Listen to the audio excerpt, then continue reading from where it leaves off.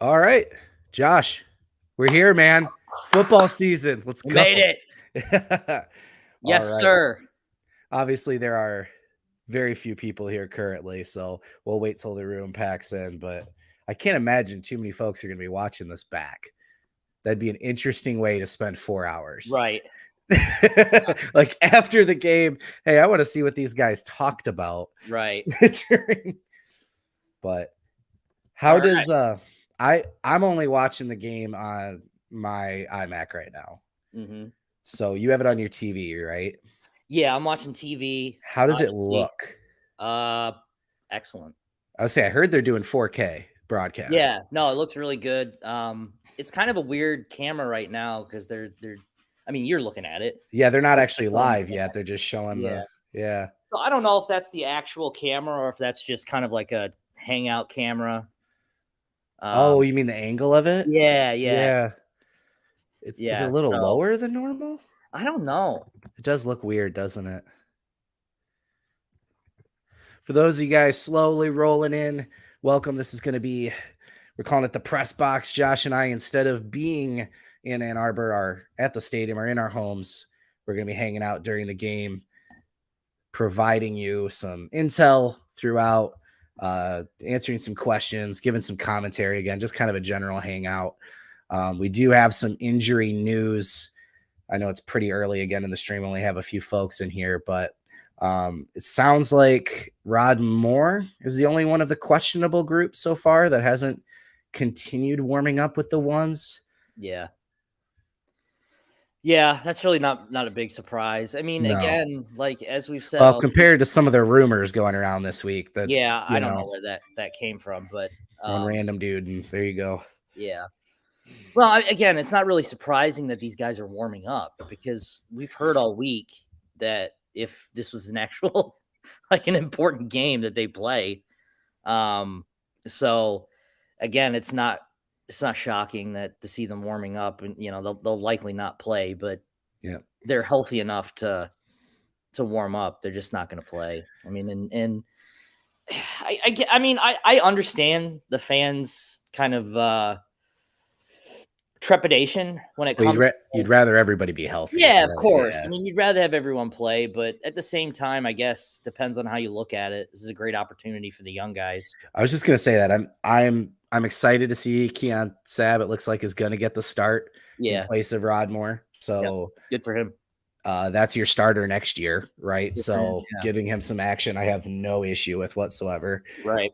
So they're showing the intro on the screen, those new huge screens. That is I wonder how synced up we are. What do you have for countdown to coverage clock right now? 27 seconds. Oh, I'm ahead of you by like 10. 10 seconds? Yeah, I'm at 11. I'll pause for a second. Oh, I don't really care. I mean, if you're on Twitter, you're gonna find out what's gonna happen, right? So, but yeah, so secondary, that means Will Johnson looks like he's gonna play. Josh Wallace, as we expected, probably the CB2 out there. Yep. The first edge players. Again, I hate saying who's gonna start at edge because like they're gonna rotate a bunch anyway. But it looks like McGregor and Harrell, also as expected. And then you nailed the first O line for this game with Barnhart getting the left tackle start and Miles Hinton getting the right tackle start. So we're still expecting them to rotate for the next one, right? So we should see Henderson and Jones. Yes. All right. Now you're good. My pup decided he wanted to chew all the cords for the first time in his life. Pups will do that. Yeah. So I mean, you'll still see like Ladarius Henderson and Trente Jones today. Yeah, they'll swap them. So yeah, but the depending on obviously how today goes, you'll see Ladarius Henderson and Trente Jones start next week. But should be good. So all right, let's see here. But from everything that I've been told, like this group starting will be the group that likely start for Rutgers. They're really high on this. That's their expectation. Yeah, they're really high on this group. All right, coming out of the tunnel. Standard uniforms today. Yep. It's such a good look. I've really grown to like the blue pants, especially like for the big games. And then I said, like, if you're playing Iowa, the shades of yellow are just different enough that it's annoying. So I'm good going blue for that. But yeah, when they come out in just the traditional home uniforms, man, those are the best in college football. Right. Saints are still first to touch the banner. Well, that's kind of cool that they didn't even have Minner didn't even come out with the guys. Yeah, no, they just let to lead them, and then the captains just did their thing. Yeah. Oh, we get Tirico. That's right. Yeah, for those who didn't see, a lot of the players showed up and started warm-ups today in like Harbaugh jerseys, so had the number 4 and said Harbaugh on them. Yeah. And then JJ McCarthy coming off the bus went next level and had the word free above Harbaugh on his shirt. So we've heard some talk about the team being pretty unified, not in terms of not being distracted, but also in terms of their support for their coach. And considering this was self-imposed, I think that's a pretty big statement by the team coming out showing that. Yeah. Chris Sims.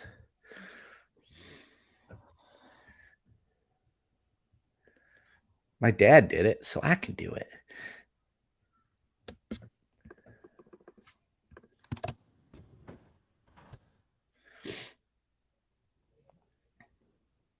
Posted on Twitter, doing a victory lap on the starting line. Hey.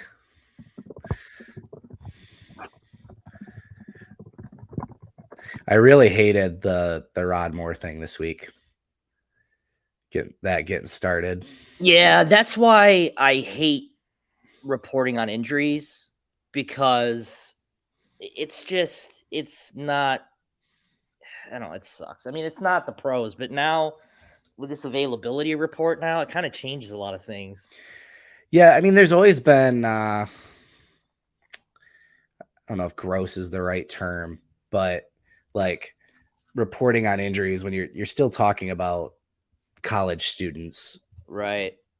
Like, and there's some that we knew about, and it's like, it's not really our, like Isaiah Gash was one we knew quite a ways before that was announced. Like that's just not a story I need to break or get credit for. Like that's his story to tell, know? So yeah, when somebody starts a rumor about a player having a serious injury, people ask us about it. And then now you're in this weird position where you almost have to like seek out almost, right, to confirm or deny. And like, even that's like, so all you can do is say what we heard, that nothing appeared to be long-term. And Harbaugh said that too.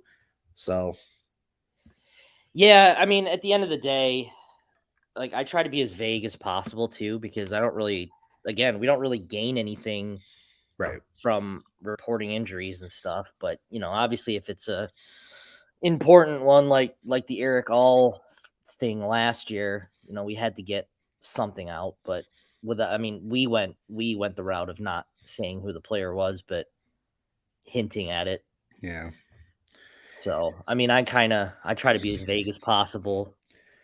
So, especially if it's a non-long-term thing. Yeah. Michigan wins the coin toss and defers. So we're going to see this new look defense first.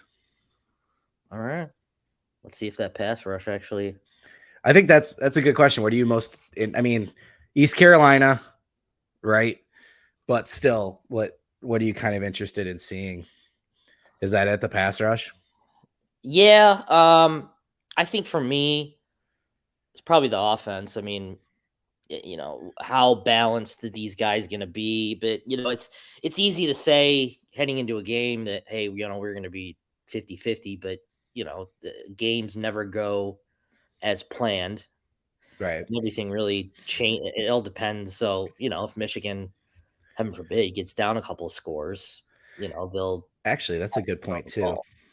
So on paper, they should throw the ball a ton in this game, just based on East Carolina's that too pass defense. So like, we've heard like they're going to play to what they think gives them the the best chance to win or whatever. And I know they can win by pounding the ball too, but like Kurt Campbell's calling the plays. There's our first look at him up in the booth. Like, Yep.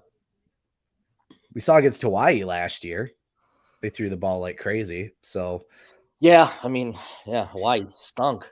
So it's not really. Oh, this is cool. It's not really surprising, but yeah, I mean, we'll kind of see how it goes. Mid-tier JJ hugging on the sideline. This is cool. Yeah, he'll be a good coach one day. Clink's right there, probably going to be like, oh yeah. It's, I mean, we knew better, but it's just so crazy to think when he was hired, the unfair slack he got for being Vanderbilt DC and just another one of John Harbaugh's boys, blah, blah, blah. Right. He comes in, continues the scheme of the defense, improves it. Right. And, he's getting interviewed by the NFC champion Eagles to be their defensive coordinator. Right. And now here he is, interim head coach, first game of the year for Michigan. So, yep. Yeah, no, it seems a lot of these, well, all of them really kind of seem natural. So like a natural fit. One question answered. We knew Turner was going to be doing field goals, but he did not do kickoffs for Indiana last year. So the punter, Tommy Doman, comes out and does the opening kickoff, gets into the end zone. Good first kick. Yep.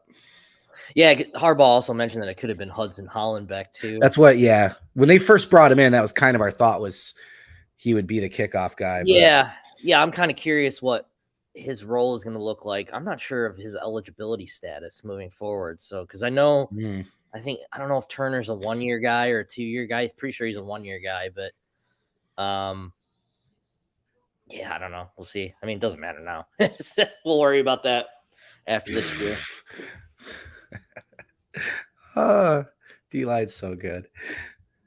That was interesting. They had Colson up, so it was like a 5-man front, and then he dropped back, and they went into their 4. McCarthy out there. Yep. Okay. Yeah, I was going to say, I saw Sainer still. I saw Josh Wallace. I have not seen – there's Keon Sabb. I have not seen the other corner to confirm if Will got out there or not, but that was the expectation. Yeah. Wallace, Page, Sabb. I'm not quite sure. Says my stream sticks every 30 seconds. I'm pretty sure you can turn down, either refresh or there's an option to turn down the quality of the stream to make it so that it'll, can maintain the stream. Because a lot of that is connectivity, internet issues.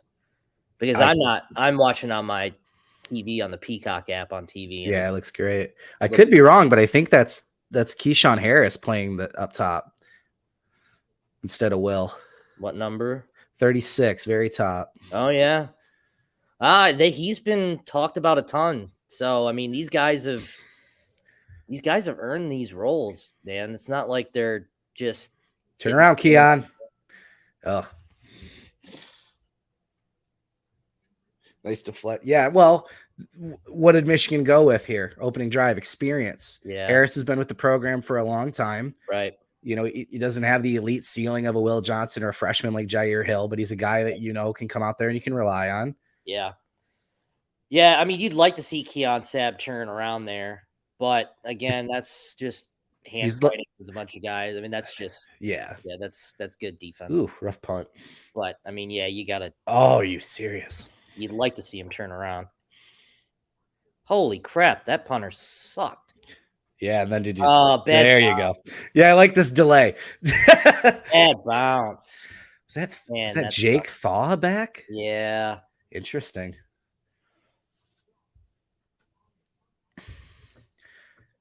And then Marcellus. It's Marcus. Marcus, sorry. Jeez. Marcus Aurelius Maximus. Oh, dude, I love Gladiator. Such a good movie. Anyway, ECU actually been a pretty good program under Mike Houston. Yeah, they're good giant killers for sure. Had some good things with their team last year, but yeah, there's a lot of turnover. So, but yeah, here you go. Michigan starting back up in their own end zone right out the gate here. Yeah, well, good way to start right at their right at the 2. Cornelius Johnson is on the field. A solid 98. Oh, that's a safety. Oh, they let him get out. Holy cow. Let me pause a little bit more here, Josh. No, that's like barely. That's a loss of 1, all right.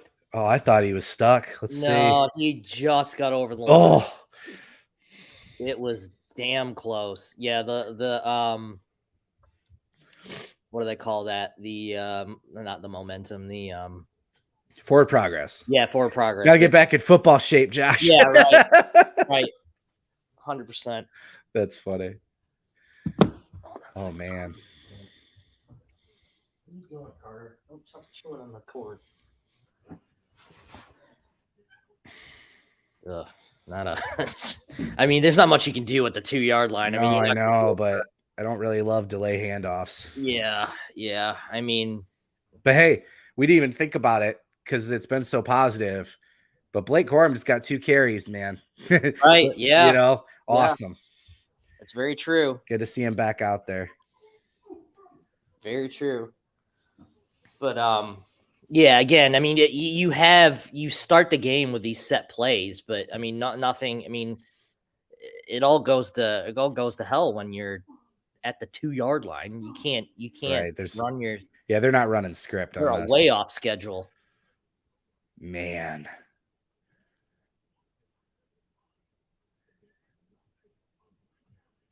Yeah, that's definitely not how you wanted things to start. Yeah, that's not a great start. 3 straight runs, no gain. Punter's backed up for the first punt of his career. So obviously early, but something interesting with the tight ends. You talked about them using Loveland and Barner kind of interchangeably. Yeah. And not seeing them necessarily as separate. So on that first drive, that meant that Max Bredesen was more of the slot tight end while Barner was lining up inside. So yeah, that's not a bad punt. I mean, not from that spot. No, that's not bad. That's not bad at all. All right, I think Carter's got to go out. So what great timing. I'll be right back. Yeah, it's going to happen. Yeah, those of you who watch our streams often know Josh has a couple dogs who like to make appearances. So, and one of them's a puppy, so he's got to go outside frequently. But hey, we're watching the comments, guys. So those of you watching the games, like I said, jump in with your commentary, any questions you have, anything you're noticing during the game. I know the Peacock thing is frustrating, but I will say for me, at least on my end so far, the stream quality is pretty good. The image quality is good. So that's nice at least. But it's where we are now with college football and these massive TV deals. We knew it was going to happen, that the games would end up on the streaming apps, but here we are. Yeah, you don't love you don't love your first 3 plays getting you 0 yards. 100%, Richard. But that punt, I mean, I don't have a problem with what he did. It took a funky bounce and just kept rolling and set him up for failure out the gate. So hopefully they can get a stop here, a more manageable field position, and we can actually kind of see this offense go.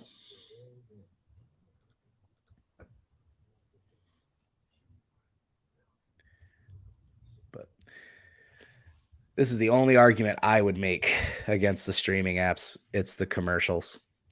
Like, I pay for, I'm a big F1 fan, so I pay for the F1 app. And like, if you live in England, you get Sky Sports. You have to pay for that separate. You pay to stream, right? Well, the compromise on that is you don't get any commercials. The entire broadcast commercial free because you're paying for the app. So that's kind of my hang up with this move to the streaming thing, is if you're going to make people pay for an app to be able to watch the game, they shouldn't also be bombarded with a ton of commercials. But obviously that's never going to change. So we just live with it. So yeah, interesting notes so far. Will Johnson not on the field, Rod Moore not on the field. Both of them were dressed and warming up, listed as questionable. We'll see if maybe they still come out or if they were held out for precautionary reasons. But like we've been reporting on the Den, those are not expected to be long-term injuries. So good to see that. And then on offense, Cornelius Johnson did get out there. We knew Roman Wilson was healthy. Haven't seen any of the freshmen yet, but we expect to. So back with the D-line. What's the weak link on the O-line? Ugh. I mean, Nugent may be early, just getting things figured out, right? Being the center, the new center might be difficult, but there's high expectations for him to be one of the better interior offensive linemen. So I don't know how you pick a weak link, right? Suffocating. This defense is good, man. Kenneth Grant, big play there. All right. Welcome back. Thank you. Thank you. Thank you. Got to see a little bit of what we've been hearing about Kenneth Grant all year. Watch this get off here.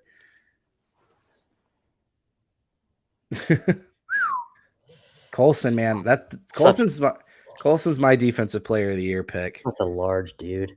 I think he takes a step. So this is interesting. We've got Good and Grant on the field at the same time.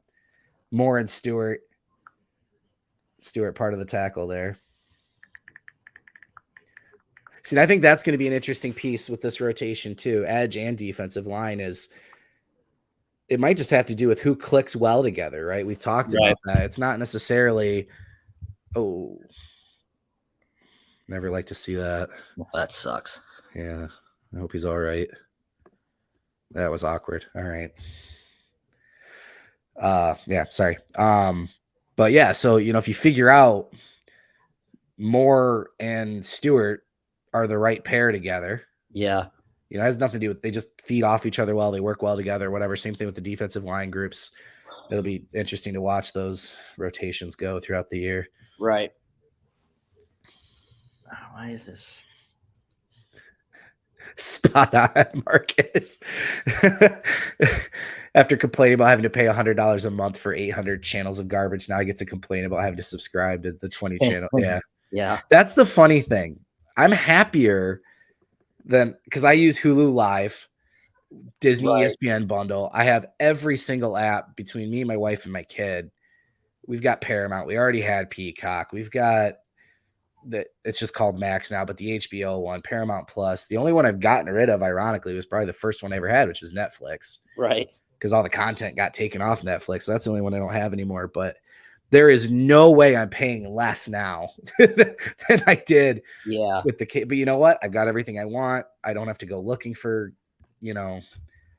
channel flipping through bull crap. So whatever. But the prices keep going up $1 or $2 every month too, I guess. Right. So. Right. Again, for those just joining, please feel free to use the comment section. Give us your commentary, ask any questions. This is a hangout. We want to interact with you guys as much as we can. And then make sure you're over at Michigan.rivals.com as well. We have a live thread going with updates. We've got Seth and Brock at the stadium in the actual press box for us, giving us intel from inside the building. Oh, there's Brock. Just speaking of, Josiah Stewart appears to be limping off the field. That's not great. Oh. Oh, what a start. I mean, these guys limp off all the time. Yeah. We'll see. I'm not super worried about it just yet. Yeah, there's a lot of things that can cause a limp, stingers and cramps and a little bit of an ankle tweak that they can get through. I tweak an ankle and I'm done. Right? Like right. Let's see here. Oh, this is what happened to the ECU player. Oh, Brock just said Stewart's back on the field, so there you go. Okay, well, it happens. Oh, Paige. Oh, that's a concussion. Oh. McCarthy, that was totally unnecessary. Oh. I hate to see that. Yeah. I mean these guys have been hitting each other for a month. They're so excited to get out there and play football and hit somebody wearing a different colored jersey. So yeah, well, it's just like that Michigan State guy last night in the opening kickoff. I saw that. Oh, that was horrifying. The Michigan State guy got knocked out cold on the open kickoff. Yeah, when their arms go straight and you see, no, I don't like that, man. Yeah, he got hit and just immediately folded down. Kenneth Grant, big fella. Oh wow, Mikey Samer still. Dude, this is what we've been talking about all off season. Early. Pass rush forces turnovers, man.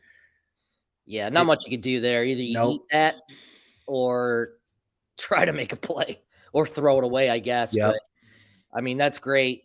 Look at Kenneth. What do you do when this truck? Look at this. Yeah. He might have got a hand on that. No, it's spiraling pretty good.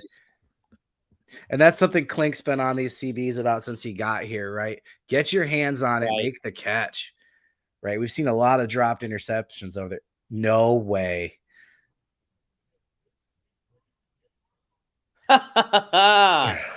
That's fucking funny.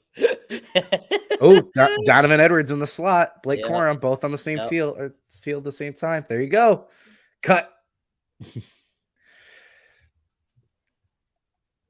Call me crazy. That's funny. Call me crazy.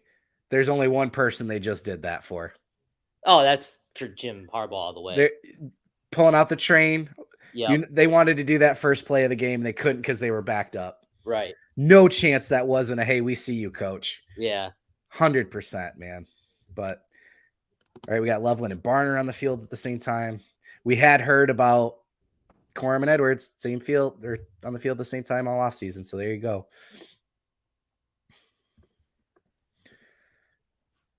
That was cool. Oh, Roman. That's incomplete. Yeah, didn't have that long enough. Nice pickup block here by Corum. I didn't see if the guy got back by hitting or what, but hey, man, you gonna wear that number 1 jersey? You gotta make plays. You gotta I don't come know down if that with was this. more of the DB hitting the ball at the right time, or if that was great punch out. No, that was a good punch out. That's a great punch out. Perfect. Not much you can do about that. I mean, he didn't secure the ball in time. Yeah, but that's a great play by the defender. Absolutely. Yeah, that's definitely more on the defender than it is Roman. But yeah, I mean, what do you expect? What do you tell him in film? What a dart! See, there you go. There you go. Comes right back. Play. That's exactly what this team preaches: the trust factor. Let me tell you something. That's a hard throw, man. Yeah. That's JJ getting to the elite next level. 15-yard out like that. That's a hard throw. And he makes it look so good. I know we're talking about football in the team right now, so I don't want to get into Jaden Davis too much, but one of the big reasons I love Davis and not the criticism about him, he makes throws like that. So Fred Moore on the field for the first time. We knew we'd see some freshmen today, so.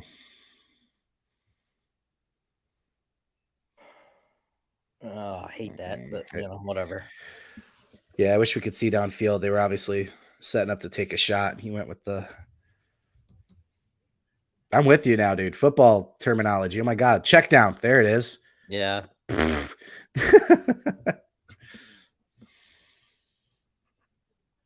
Yeah, I see people blaming that drop on Roman. That's not on Roman at all. That was a great play by the DB. Sometimes the dude makes a play. Give the other guy credit. Yeah, dude makes a play. That was just a great play by the DB. Okay, there's Blake.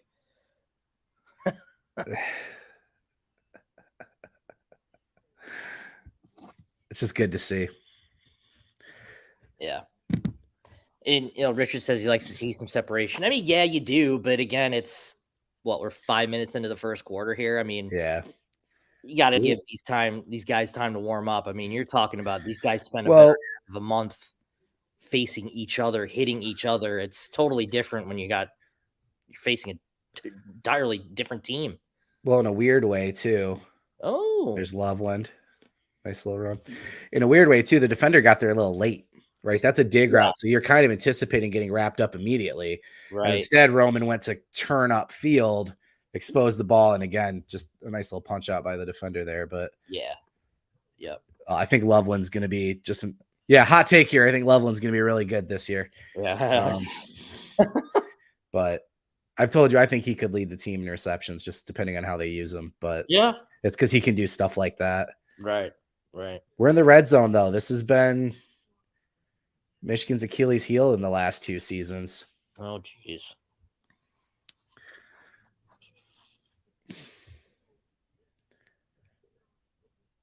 It's plays like that. Yeah. Got to finish those drives. I didn't see who got blown up there, if it was Barnhart or Loveland. Oh, it came from the outside, just a blitz. Yeah. Yep. Here we got Loveland and Moore at the bottom of the screen. Cornelius Roman at the top and Donovan on that. That's a lot of good receiving threats. Right. JJ needs to read that, Richard says. Yeah, we're going to have this conversation through the first half of this year, just like we did last year, about what's true RPO and what's right, presented as RPO in a pre-snap decision. You know what I mean? Right. And when you got a DB blitz like that too, it's, it's I don't know. It's such a split decision too. I mean, there it is, JJ. Run it. Oh, was he behind? I'm pretty sure he was ahead. They're front of the line. Yeah.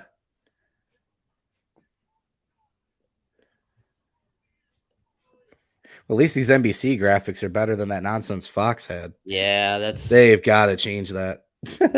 Right. I'm hesitant to. Yeah, there's. Oh, by a. How does that work? Just part of them have to be behind? I don't know. I think he's ahead by like a foot.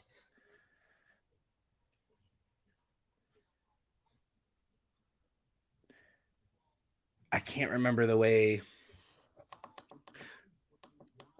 That's interesting though. Like how. Do you have the audio on for the broadcast? Yeah, the official says it's looking like a 5-yard penalty and lost it down. I didn't know if that was a reviewable play though. I think all scoring plays are reviewable. Yeah, but that's my point though. You're reviewing that, not whether he scored or not, right? Because he's clearly passed it. Yeah. And the ref's right there, so I don't know how he doesn't make that call. Right. But that's too bad. JJ decided to run, and then he saw Roman cut across. Right. Is that a loss of down? Yeah, it's a loss of down, 5-yard penalty. Oh.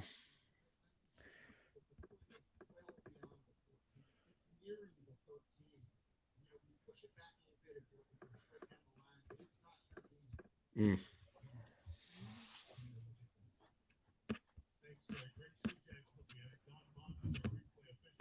Yeah, see, this is the stuff that kills me with review. I want you to get the call right, but there's just no reason for it to take. If it takes 2 to 3 minutes, then you just stick. You know what I mean? Like, right. It doesn't need to be the ref on the field, in my opinion, either. It could be a guy up in the booth. We just saw multiple replays within a few seconds. Right. Just no reason to drag it out. Yeah. Wow. What? I mean, you take it, but like, what? What were they saying? I would be pissed if I was East Carolina. Well, they know, dude. They all know. They all know they got away. Oh, there's Declan. Former QB, not listed on the roster currently. Here we go. First extra point attempt. We don't have. I mean, look. That's the first PAT after the PME post Moody era. Gross. Oh, that's a good throw and catch, though. All right. Wow. Okay. They said call stands, not confirmed. So I believe, I could be wrong. I don't really feel like looking up. I feel like in the NFL, you just can't break it at all. Yeah. And I feel like in college, at least part of you still has to be behind the line. So the only thing I could think of is they're arguing when the throw starts, the ball's still back, maybe? I don't know. I don't know what they were looking at. I mean, I gotta look it up because I feel like I'm not 100% sure. So it's all I thought it was always been if you're over the line of past the line of scrimmage, it's a penalty. And he was like a good yard past the line of scrimmage. Yeah. Almost like a yard and a half. Because he cocked back behind the line of scrimmage, but he took an extra step and he still had the ball, and then he was like a yard forward, then let it go. So how is it's in front of the line of scrimmage. So how is in front of described?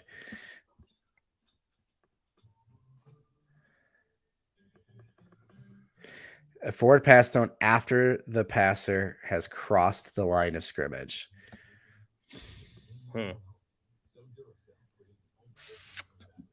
Jesus. Wow.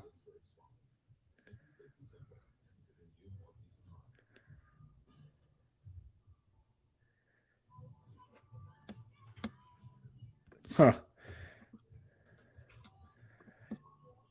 Yeah. Hey, we deserve a break once in a while. Yeah, I mean, whatever. I got the first gift of the year.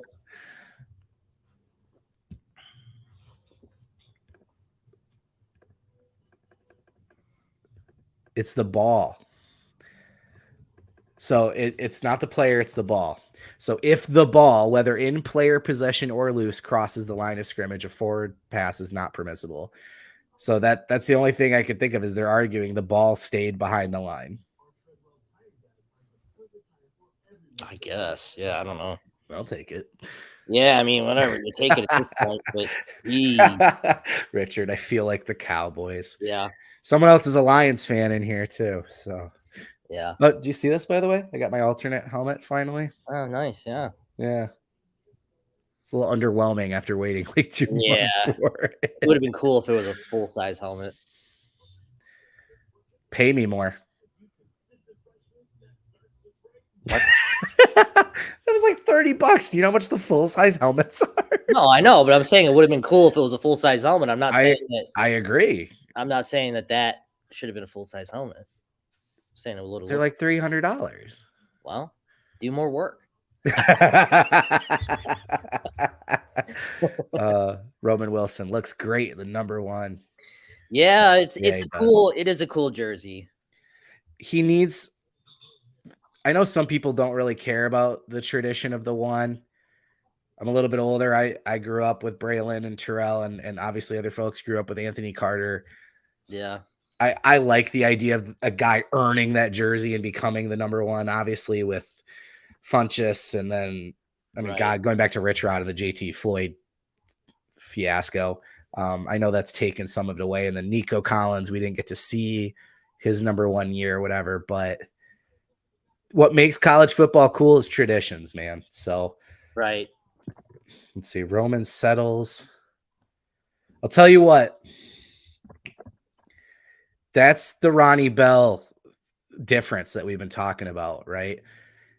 Ronnie Bell got so many targets last year because he was so good at finding space when JJ scrambled, and we just saw Roman turn a 5-yard dig into a post in the end zone and get a touchdown. So Mason Graham was about to eat.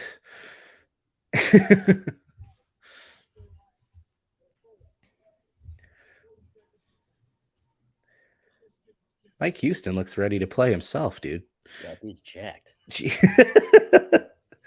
that man on the field. Yeah, right. I want to keep stats up here.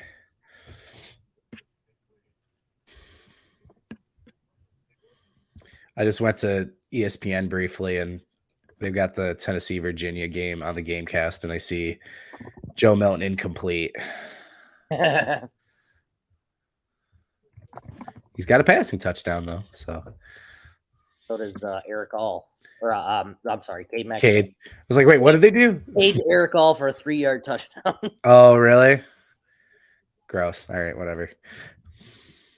Not gross, but I don't know. Well, Corum 4 for 17 already with a 21-yard rush. That's an interesting stat line. God, they got nothing, absolutely nothing on offense. I know it's East Carolina, but this defensive front, man, I'm telling you. Yeah, no, you can't fake push. No. Ernest Hausman sighting. 7 newcomers? Yeah, dude. I didn't realize it was that bad. I didn't either. Wow. Colorado 88. That's a whole roster. That's ridiculous. That whole situation is something else, man. We'll see what happens, but they'll spread out wide. Second down here. Jeez. Just swarming.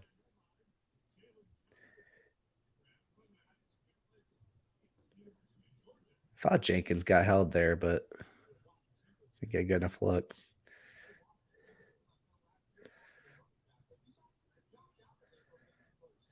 Yeah, that's tough from Sanderson. Not much you can do there. No. Pick one guy and leave the other guy open.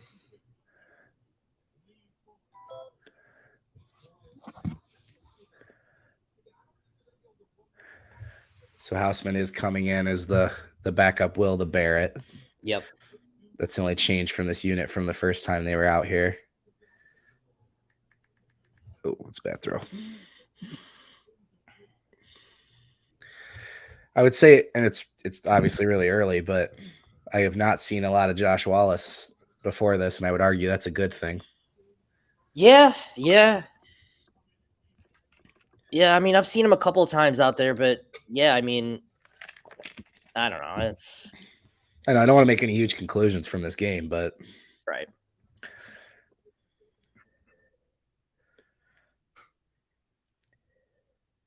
Jeez. I was just gonna say, yep, Derek Moore. Got a Rayshon Benny and TJ Guy sightings as well. Good for TJ Guy, man. That's a dude that's had a good couple camps going back to last year and then hasn't really been able to get on the field. And we heard he's right there. I mean, obviously you've got 4 top guys, 2 top tiers, but he's right there. Right. In terms of the next group coming out. Richard Dennis is loving him some Roman Wilson. He does. He is.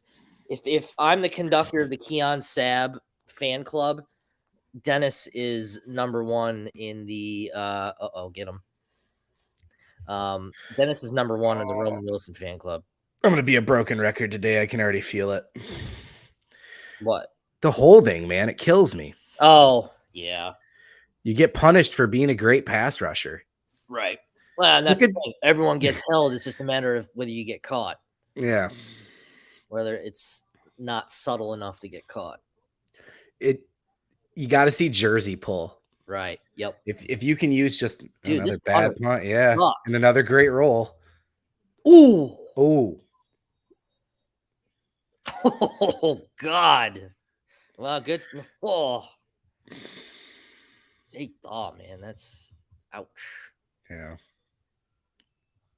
Well, one of our questions on punt returns too is going to be what their top concern is if they wanted a playmaker back there. The podcast. It's like, what would they rather just go with a guy that's reliable and doesn't put the ball on the turf, or do you kind of risk that and have a guy that can make plays? And we haven't seen Jake Thaw enough to make that determination. Well, those aren't good kicks. Right. Yeah, exactly. And you're dealing with a punter that's just doing these line drive. Yeah. Because normally I would say I want a guy that's going to come up and get it. But when it's a kick like that, it's just as likely to bounce right off of him. Right. So I guess we don't really have an idea yet if. Right. But I guess Thaw might be this year's Colasar, right? Just the guy that they trust back there to make the right decision. Yeah. Just to catch it, whatever. But, and you're not looking to take any crazy risks in a game like this. But. Right. I like Michigan when they have a threat back there. Oh, of course. Yeah. I mean, yeah. As Richard said here, catching the ball is number 1. I mean, I think that kind of goes without saying. I mean, you got to be able to be reliable, but at what point do you sacrifice field position for reliability? Right. I mean, obviously you don't want to put a guy out there that drops the ball every single time or, has the one chance that he makes a play, but I don't know, at some point you got to be able to get some field position. It was like early DPJ. Yeah. We were always just a little anxious when he was back there. Like maybe it was a bobble or just a misread or whatever. And then you've got a guy like Peppers where you have no concern about him dropping the punt. And he feels like he could take back any kick, right? That's dream scenario. Maybe that guy's not on the team right now. Well, and it's like last year too, they, with Colasar, they had him out there for a couple of games, and then they finally found someone. Well, and also Henning was hurt, but you had a guy, you had him in there, so maybe Thaw just takes over for a couple of games, and then, he starts. Someone else starts. I don't know. Oh God, I knew I shouldn't have gotten on Twitter. Okay. Just Ohio State fans saying Michigan needs the refs' help to win because of that JJ call. Like you wouldn't take the call if you like. What do you want them to do? Go out there and say, no, we think he was passed, guys. Like that stupid commercial, the sportsmanship one with the kid. Yeah. It was off my hand, coach. Like, What? No, dude. What are you talking about? Like, shut up.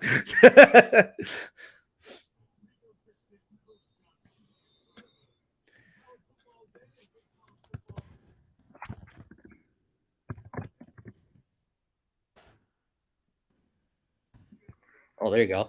Oh, what a catch. Who was that? Cornelius, baby. What a catch.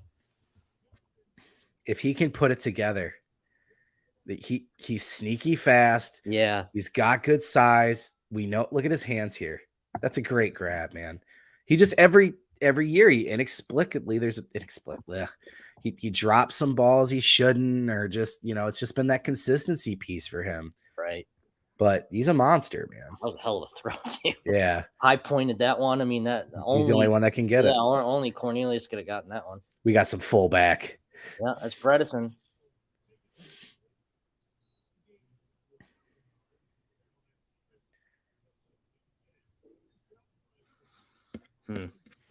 Yeah, little surprised by the lack of ground game so far. Well, they are. Yeah, they're attacking the gaps really well. And yeah, Michigan isn't running outside. Wow, how many times have we said that? Right. I'm sure once they start running outside, they'll get a big gain here. Yeah. Yeah. Bigger.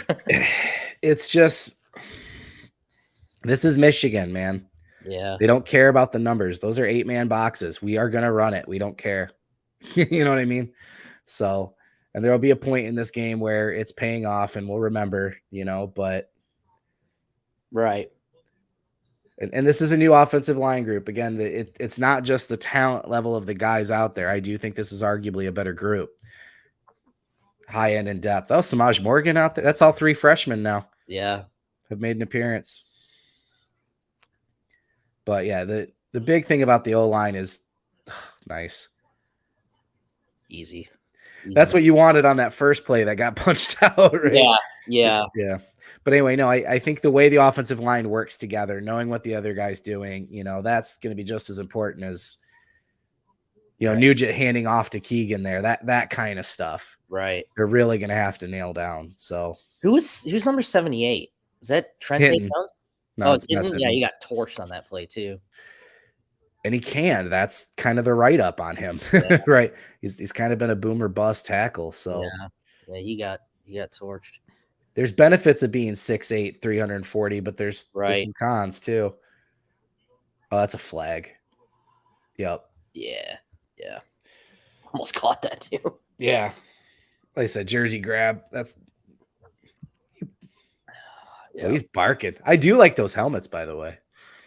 I'm a traditionalist, but for purple chrome, that ain't bad. Yeah, no, that is cool. Yeah, because I'm not usually a fan of the chrome either. No.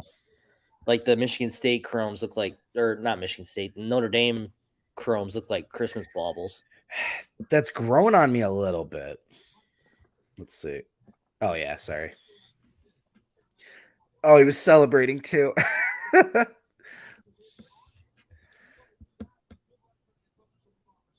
surprised that got there. That was a duck. Samaj and Carmelo out there. There we go. God, Hinton's a big boy. He is. That is a large dude. All right, end of the first. Which, I don't know. I mean, I know that the time has been showing that it's literally going faster, but that felt pretty quick with the new clock rules. Yeah. Yeah.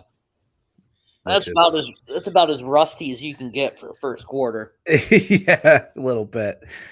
JJ is 7 of 9 for 70 and a touchdown. Not a bad start.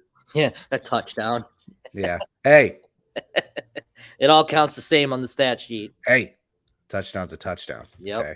Yeah. Yep. So he's made a couple good plays, a couple scrambles that we've seen from him, some difficult throws, maybe a couple that, like you said, a little rusty, but right. Only Corum and Edwards getting carries so far and not much happening Blake had his 121-yard run, but again, his other 3 carries go for a -4, so he's at 17 right now. And Donovan, 4 carries for 6, his longest is 2.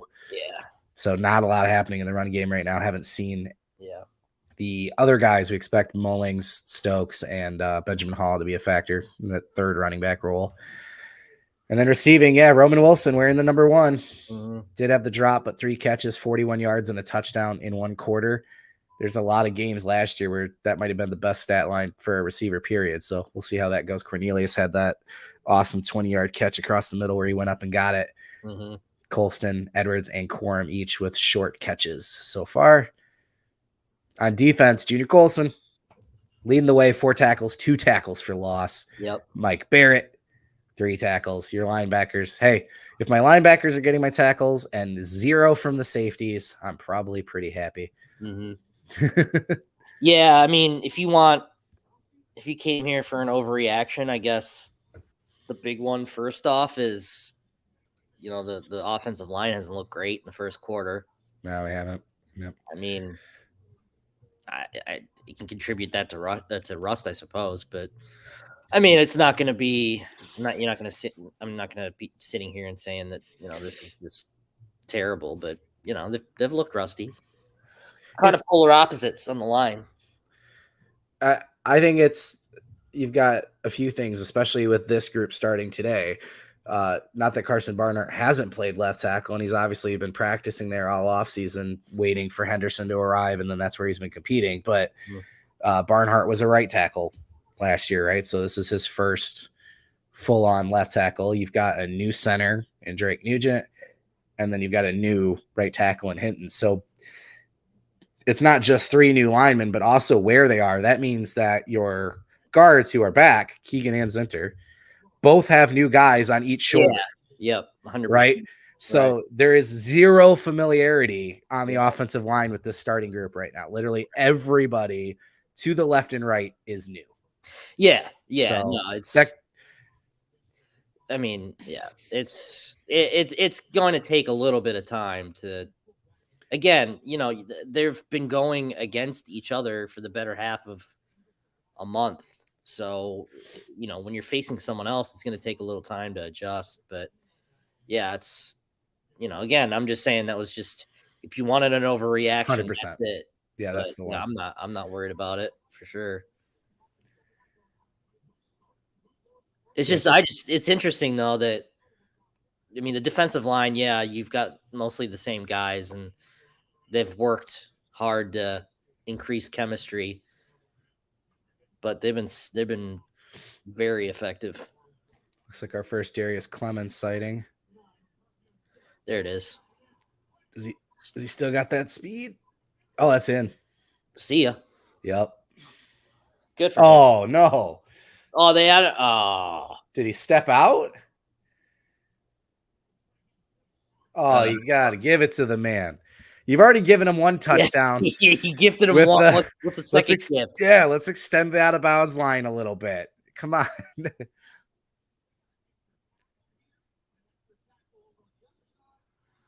mean, that's Blake Corum of old. Oh, he did. All right. Fair enough. Yep. I'll tell you what. I crap on refs as much as anybody. Getting that right at full speed is impressive. There you go. There's the touchdown.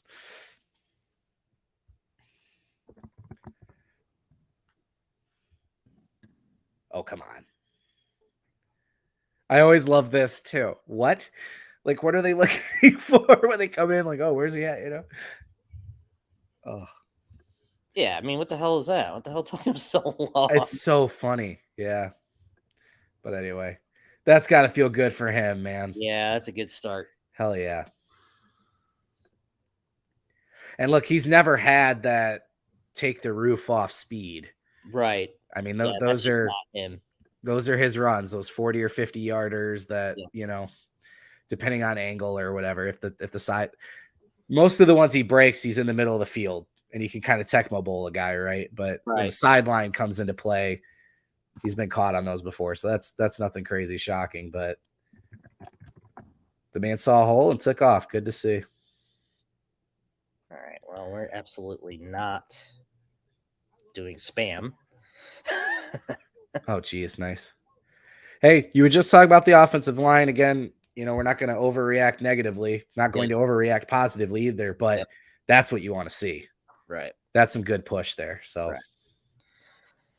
Agreed. let's see a Yeah, nice, and it's over really good to kick see here from the goal line too. Nice push. That was a wobbler. Yeah. Nerves. The Ann Arbor native. Yeah. In the big house for the first time. that was an effective drive. That's one way to put it. So Blake Corum doing Blake Corum things, man. Yep. We were just talking about now he's up to 6 carries, 56 yards, and a touchdown. There you go. Like Yep.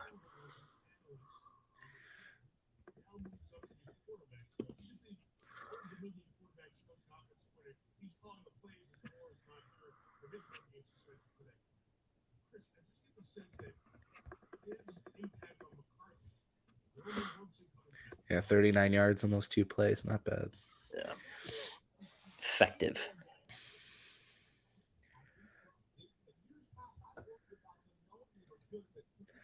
Jack Tuttle there. Yep. Which for sake of, again, we're going to try and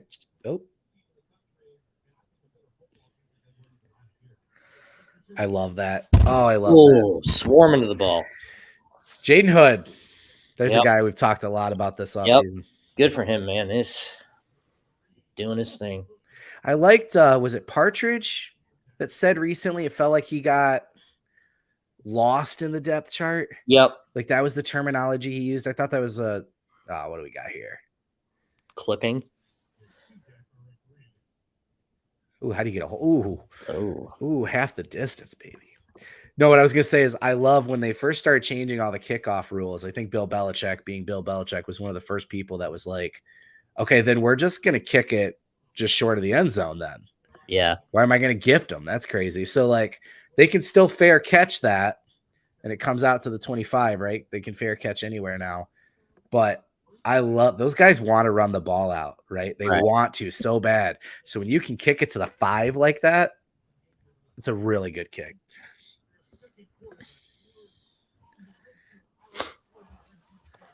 I know Dennis has been commenting. I texted him if he wants to join us. He's more than welcome to. Oh, hell yeah.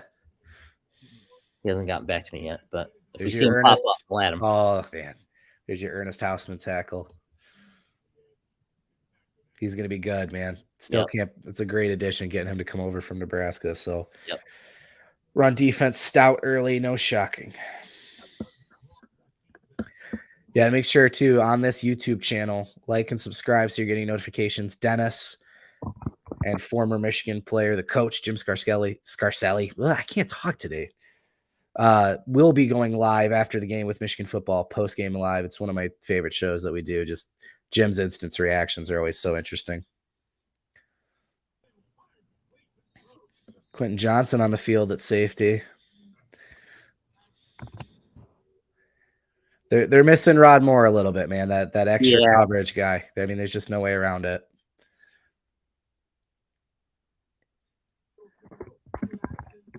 Probably would have jumped that a little earlier. They've been riding. It's been Harrison Wallace on the outside the whole time from what I've seen, though. Right. Oh.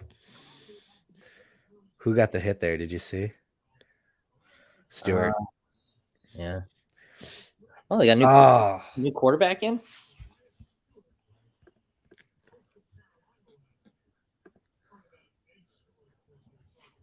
Hey.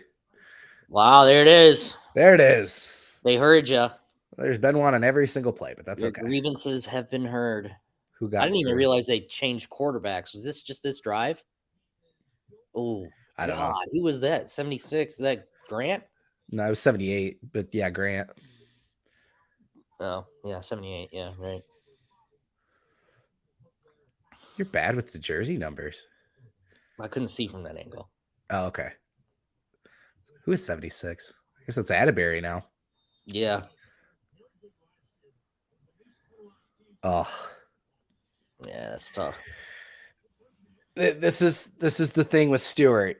So I don't have a problem with his size because he can fight with a tackle and bull rush, but he's got to know his job and to seal on this one. And he turns inside and leaves the edge wide open. Yeah. So he's got to fight for that outside seal there. Yep. That'll be on the tape. Yeah, because you leave Barrett.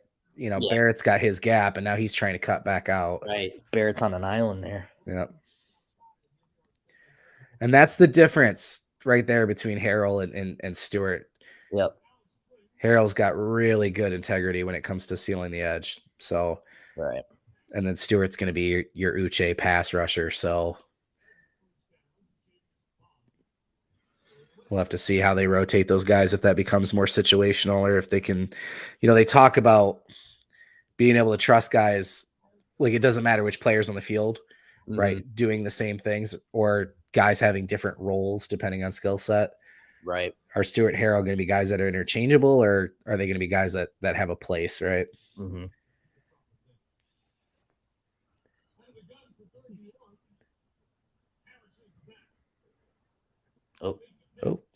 Oh. It's a funky kind of play. Yeah.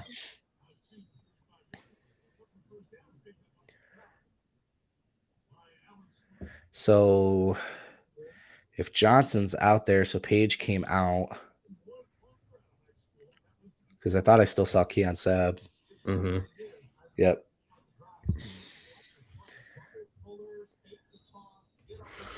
That was a nice design play.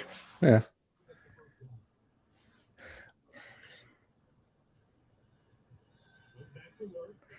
What? No way. Wow. Josh Wallace. Oh, goodness gracious. How did he? Wow. That was unbelievable. Haters who did not like the Josh Wallace edition. Bro, he's got his back turned. That was incredible. How did he turns around and then still gets his feet down? Dude, what? Oh, that's even crazier. Wow. I thought he had his hands out the whole time. Wow. Oh. Okay. Jeez. Okay. Yeah. You'll be totally fine with Josh Wallace back in the with the defensive backs. You're totally fine with that. That's a great play. Welcome to Ann Arbor, the young fella. Oh. Whoo. That was nice. So again, East Carolina, okay, but we know Michigan wanted to force more turnovers this year. That has been a big topic of conversation, and that's not fluky tip balls. That's not, that's Mike Sainristil and Josh Wallace making plays. Right. Making plays out there to get interceptions. That's good to see. How many did they have last year total? Like 6? No, more than that, because who? The whole team? Yeah. Well, more than that, because Rod Moore had 4, Will Johnson had 3, Barrett had 2. Okay. So, but I don't, and then there might have been a couple ticky tacks after that, but I don't think there was. It never feels like a lot. Yeah, positive. Yeah, so Sainristil, Page, Turner, Moat, and Upshaw at the end of Ohio State. Yeah. Right. But yeah, you only have 3 players in double digits, and one of them's Michael Barrett, linebacker. Both of those came against Rutgers. Right. So yeah, that's a positive turn already. Yeah, absolutely. Oh, what a play. I thought he had the ball as soon as he turned around and then got his feet down. I didn't realize that East Carolina player had his hands on it. It tipped up, and then he was turning the other direction back at the ball, rotated back, got his hands on, feet down. That's a guy that's played corner for 4 years. Right. Right. I mean, I know UMass, we talked about lower competition, but also with their non-conference schedule, played some difficult opponents as well. But I mean, guys that make plays just make plays anywhere, right? Right. Right. What a grab. Why are they back on the field?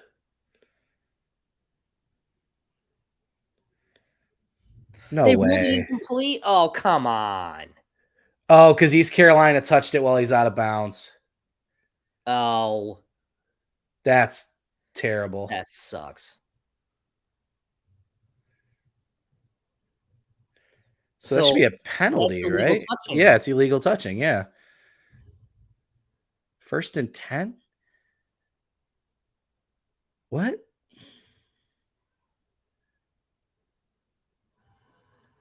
I didn't have the announcers on, so I don't understand what just happened. There's currently no announcers. It's all just game noise. I don't get how it's 1st and 10.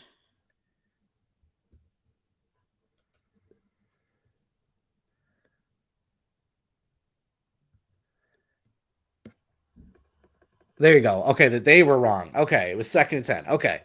I was going to say, if it's incomplete, fine. Why is it 1st down? That doesn't make sense. But it was 2nd and 10, so now it's 3rd and 5. Okay. Peacock was just as confused as we were early on there, I guess. But yeah. Oh, that's a bummer. I mean, it's the right call. He touched it out of bounds. Yeah, I mean, I didn't even think about that. Never. Oh. Mike Sainer still. That was right in the breadbasket too. I mean, that was a drop. Yep. It was good coverage by Sainer. I thought Mike got a hand on it. Oh, now they're back. Now their commentator's back. Oh no, just a straight drop. No, okay. Yeah, that was just right in the bucket. That was a nice throw. That was a great throw. You know, seeing 0 on 0, I'm still not used to it. Right. I'm just it's kind of a weird. I like though when it's like a big defensive tackle where number 0. Right.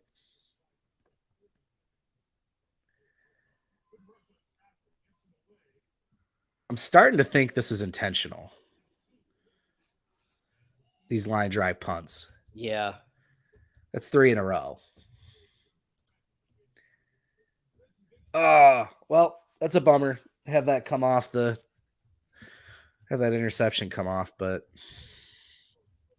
defense holds, so it's all right. But yeah, you're right. That was they've got Alex Flynn in now. Mason Garcia was a guy we talked about a ton. Obviously, he's the new starter, but we talked about him a ton this week. He threw the first interception.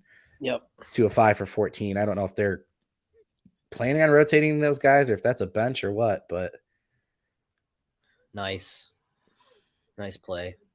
That's where Donovan thrives, right? Yep. I mean, he'll explode at the end of the game when a team's worn down, but right. You want to get him free a little bit to find some lanes like that. Nice little shovel pass almost. Oh, interesting. They got Mullings and Edwards out there. So Mullings was almost like a fullback lead there. Yeah. Yeah, that was a nice block by Mullings. It's a good way to use a former linebacker. Yeah. Yeah, makes sense. Which now it's just Mullings in there. Yeah, Edwards is out there as a receiver too. I don't know. You could get the same with Ben Hall. Yeah, I know Harbaugh likes rewarding players that move positions. Right. I know it is a meritocracy. He's not going to start a senior just because he's a senior, blah, blah, blah, whatever. But I know the upperclassmen have a little edge. I do like Mullings, right? But like you just said, what do you bring that the other guy doesn't? Right. You know, that's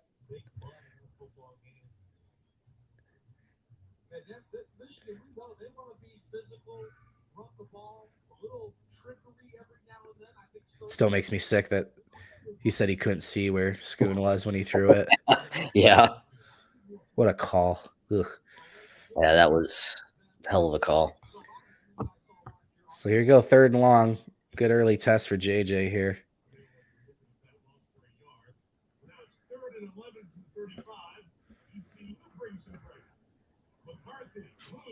Oh, what a DJ freaking dart.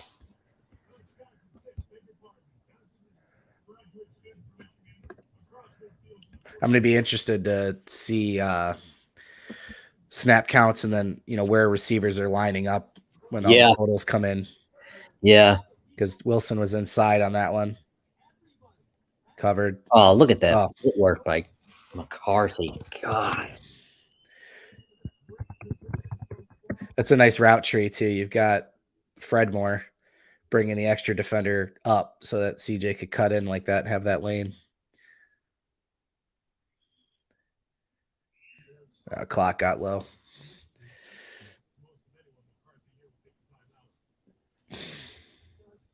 Yeah, the games feel like they're going fast. It's a bummer. Get a little football in here with our commercials. Yeah, right.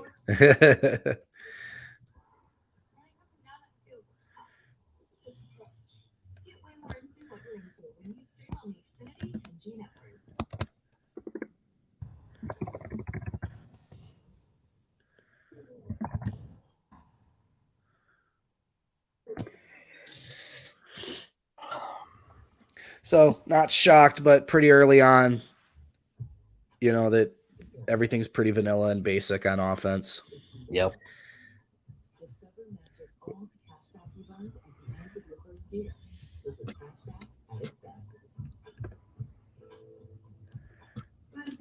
Who farted? I don't know. Not me. Who did fart? It wasn't me. I'd take credit for it. I have no shame. Yeah, I would fart on stream. Maybe that's what it was. I do that noise a lot. Yeah, I think people get paid for that elsewhere. Is that a thing? Could be. Let's go off the rails here. The girl that was like doing it into jars and selling it. I remember seeing that. Yeah. Bro, how low? You get that FedEx drop off and yeah, a little box on your front porch and hey, I can't hate the hustle. I'm not hating her. I'm hating there's a market. Yeah. Wow. People are weird. Oh my god. So 5 receivers so far. 2 wide receivers, 2 running backs, and a tight end. Yep. So, and then Mullings, that was the first carry by a non-quorum Edwards back.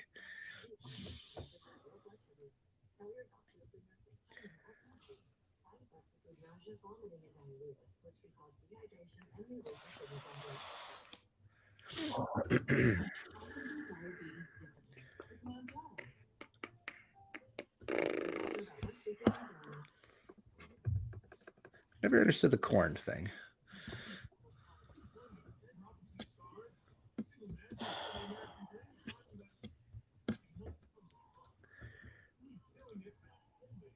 Trying to see here.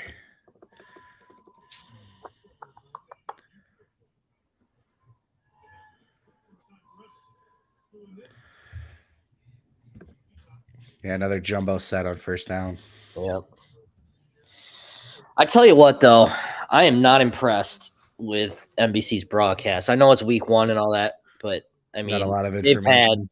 They've had Notre Dame for years. Wow, Loveland just wide open. Yep. Have to see on the replay, but Trente Jones was out there as the 6th offensive lineman. That was the way they used him a lot in the past. You see him right there next to Hinton. Yeah, got to get him on the field. Oh man, what? Wow, that's a bold move. Not covering Colston Loveland, just letting him roam free. Bring that into the halftime adjustments. Cover that guy. Oh, Carmelo English on the field.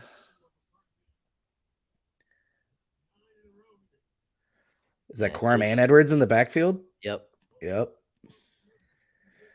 JJ's absolutely dealing. See, for me, brief. I think that's how you use both of the running backs. Yep. I don't like putting Donovan in the slot because I think you lose your advantage of having him out there. Yep. And then you're not putting Roman in the slot.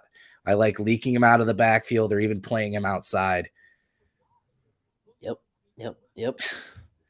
It's nice to have a big target like that, isn't it? Oh, yeah. Well, this is a big patch. Yeah, this is a big change in JJ's game too from early on. Sorry, I'm trying to You're good. Just feeding it inside. How do I do it? Got him. Hey, Roman, 2. Jeez. I mean, he's just making it look easy.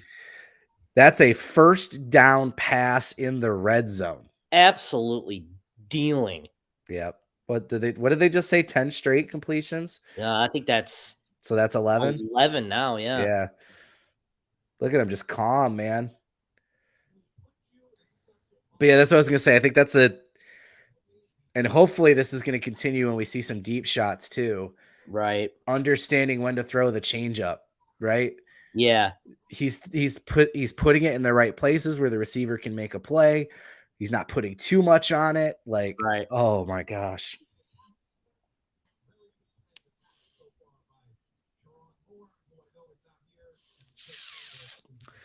Did not see an extra point missed one time last season. And we get to extra point attempt number 3 this year. So Yep. Turner only missed one last year. So this isn't like a common problem. But when we saw those first 2 kicks wobbling that way, I kind of had a feeling, that'll shake your confidence a little bit. So hopefully he gets a couple good boots in there. Yeah.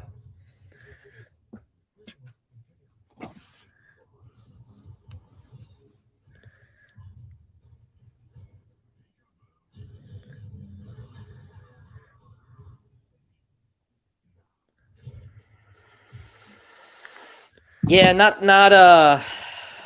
great. Not great from Turner. He's had a couple of wobblers. Yeah. Like I said, that could be, there's a new hole there too, man. So there's a lot going on there. Hopefully it's early. Nothing to freak out about. Yeah. Well, we wondered, again, only the first half of East Carolina, but right now, passing 13, rushing 12. Right. Good 50-50 split. And then in terms of results, JJ 12 of 13, buck 47, 2 touchdowns, both to Roman Wilson. Yep. He's got 4 for 51 today.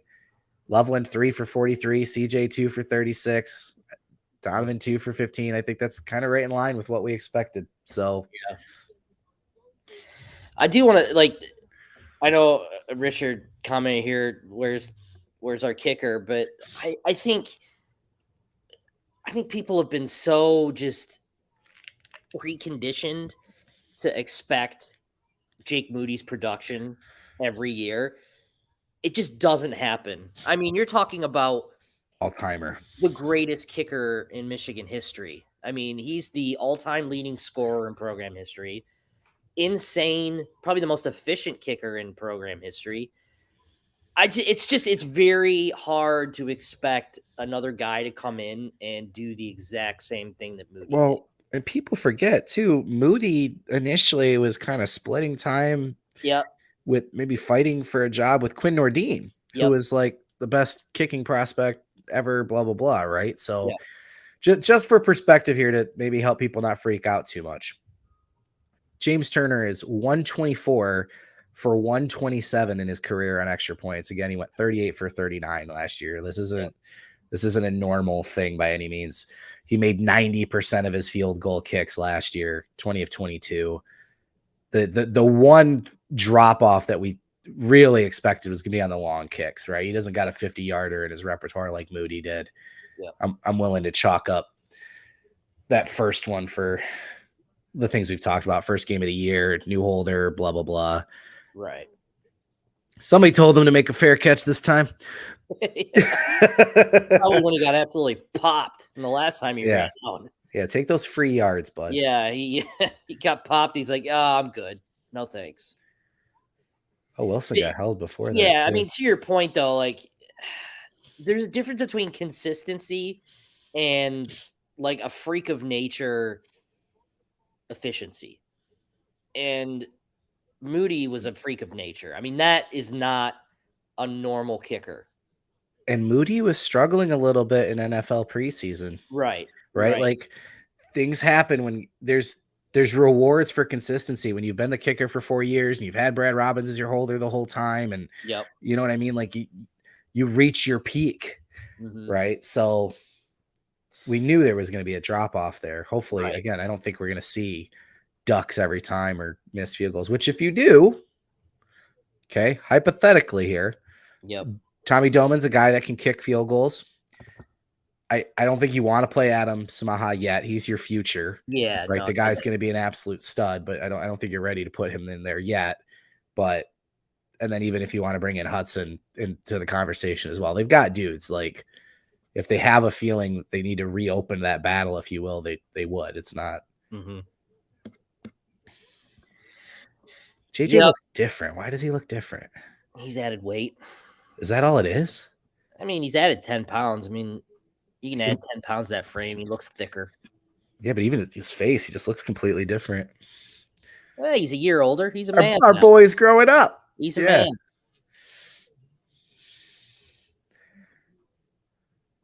Oh, Harrell. Ooh. Jesus, that closing speed. Yep. Let's say the linebackers can finish. Barrett, unbelievable. He's just a solid player, man. Yeah. Oh, just a little over. God, get Stewart and Harrell out there. Just God, that is havoc. Absolute havoc. I noticed on one of the series when Houseman came out, Barrett moved over to that Mike role. Right. Oh, go. He let go at the end there. So there's a little bit of level of interchangeability there as well.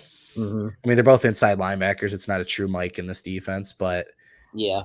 I mean, that shows they're comfortable with Barrett being the quarterback of the defense as well. So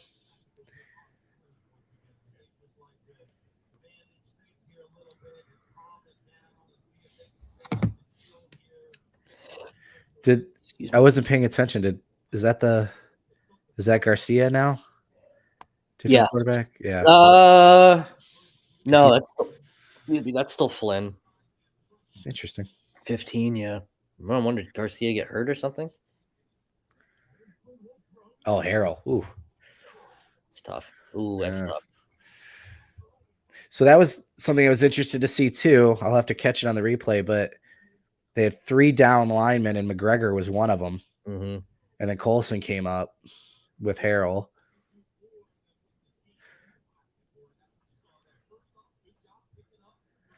Jaden McBurrow sighting. Yeah. Right there. That was sad with the miss, but I saw 18 out there. Got to finish. Yeah, they got McBurrows in the nickel. Nice. Man, Derek Moore looks like a different player. Yeah. You lose what? Huge. 20 pounds, whatever he lost. Yeah.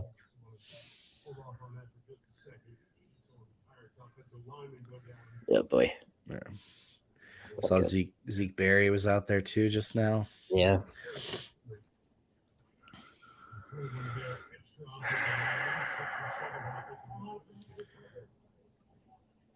Piece things together up front in this offseason. Get back to that, more importantly, check on Trevor when we come back to the bench. Well, pass rush still not getting home. Yep. I mean, that was kind of a story of last year too, was pressure generation, but not necessarily getting the sacks. And then when they did get the sacks, it seemed to be against some lower competition. So it's early. There hasn't been a lot of plays, but one of the things I wanted to see coming into this game was someone of that edge group of McGregor, Moore, Harrell, Stewart getting home consistently. Right. Or if, we have seen some interior pressure coming. Mm-hmm. So that's been nice, but yeah, no sacks yet. But both of these QBs like to get out and scramble quick. They're not scared to give up on the pass quickly. They've only they're 7 of 12. So this Flynn character, he's 5 of 7, a little bit better than Garcia was doing, but actually pretty balanced here. Both exact same number of runs, 12 carries for both teams, only 37 for East Carolina.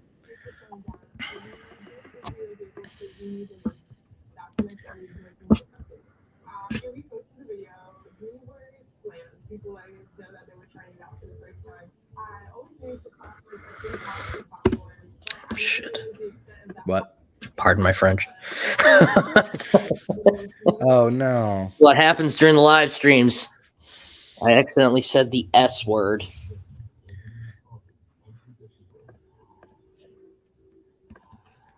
When there are battles to win for America's future, there is one comfort.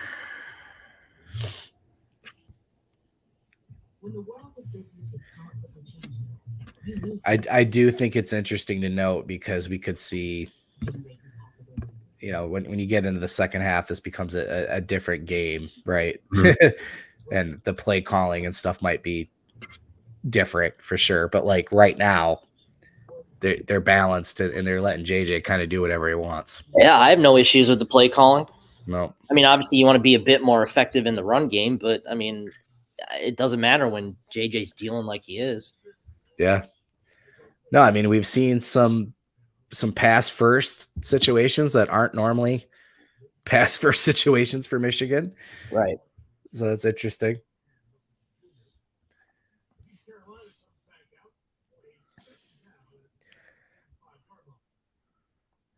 Yeah, I think the only thing I'm missing from this first half, I'd really like to see a sack come through here. Yeah. Haven't had one of those yet.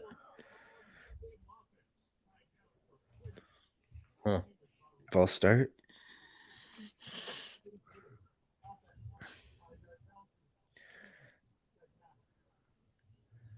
I will say, I know there were some predictions out there, and I kind of thought a little bit too. I did think, especially early on, East Carolina would be moving the ball a little bit more. Yeah, I thought they would a little bit, but yeah, I didn't think it was going to be a shootout or anything. But yeah, but you know, good for them, good for Michigan's defense for shutting things down so far.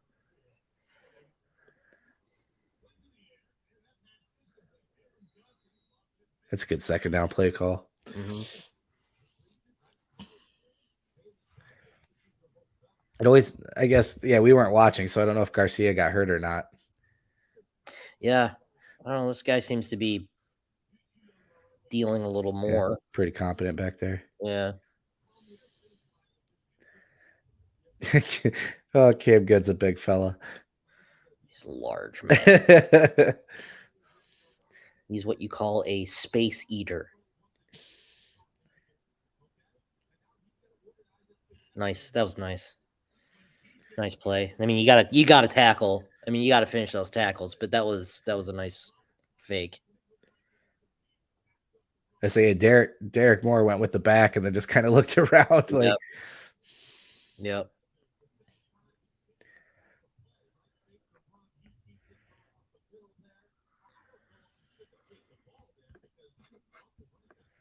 Well, to be fair, that was his job. It looks like Sab came in late, so it looked like he was responsible for the QB. So Moore was supposed to go with the running back there, but right. That's where they've been getting their plays is on some of those option misdirections when they do a straight run just like that. Defense has been stout. Yeah. Yeah, 2 of their 5 first downs on this drive alone. Man, it's the one thing there's a lot of things I don't like about this broadcast, but one of the major things is you're not seeing hardly any stats. Yeah, nothing. Yeah. It's crazy. That's what I said earlier when you first brought up the broadcast. I'm like, yeah, there's no information. Right. There's not even like out of town scores. I'm sure. I mean, you'll get it. Oh my! What? Uh-oh. Oh, was somebody eligible? And then like that camera work. Yeah, it was just, that's terrible. NBC has had Notre Dame for years. Like you can't come up with a competent plan. I mean, Peacock. This isn't anything new. I mean, well, Peacock is obviously a place to stream it, but it's NBC that's doing this. Yeah. Again, I don't want to be that guy. I know there's holding every play, but if the guy would have gotten home without it, like Jenkins has a massive shirt tug, and that little bit of delay was what allowed the QB to get free. Yeah, it drives me nuts. Anyway, oh, speaking of getting home, oof, that's tough.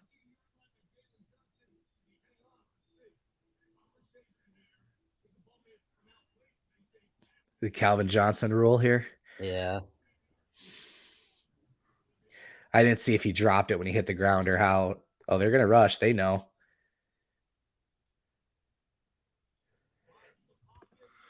Let's see. I don't think that's a catch. Oh, no way. That is not a catch. That's not a catch. That is not a catch. Sab's punching that loose as soon as his second foot hits.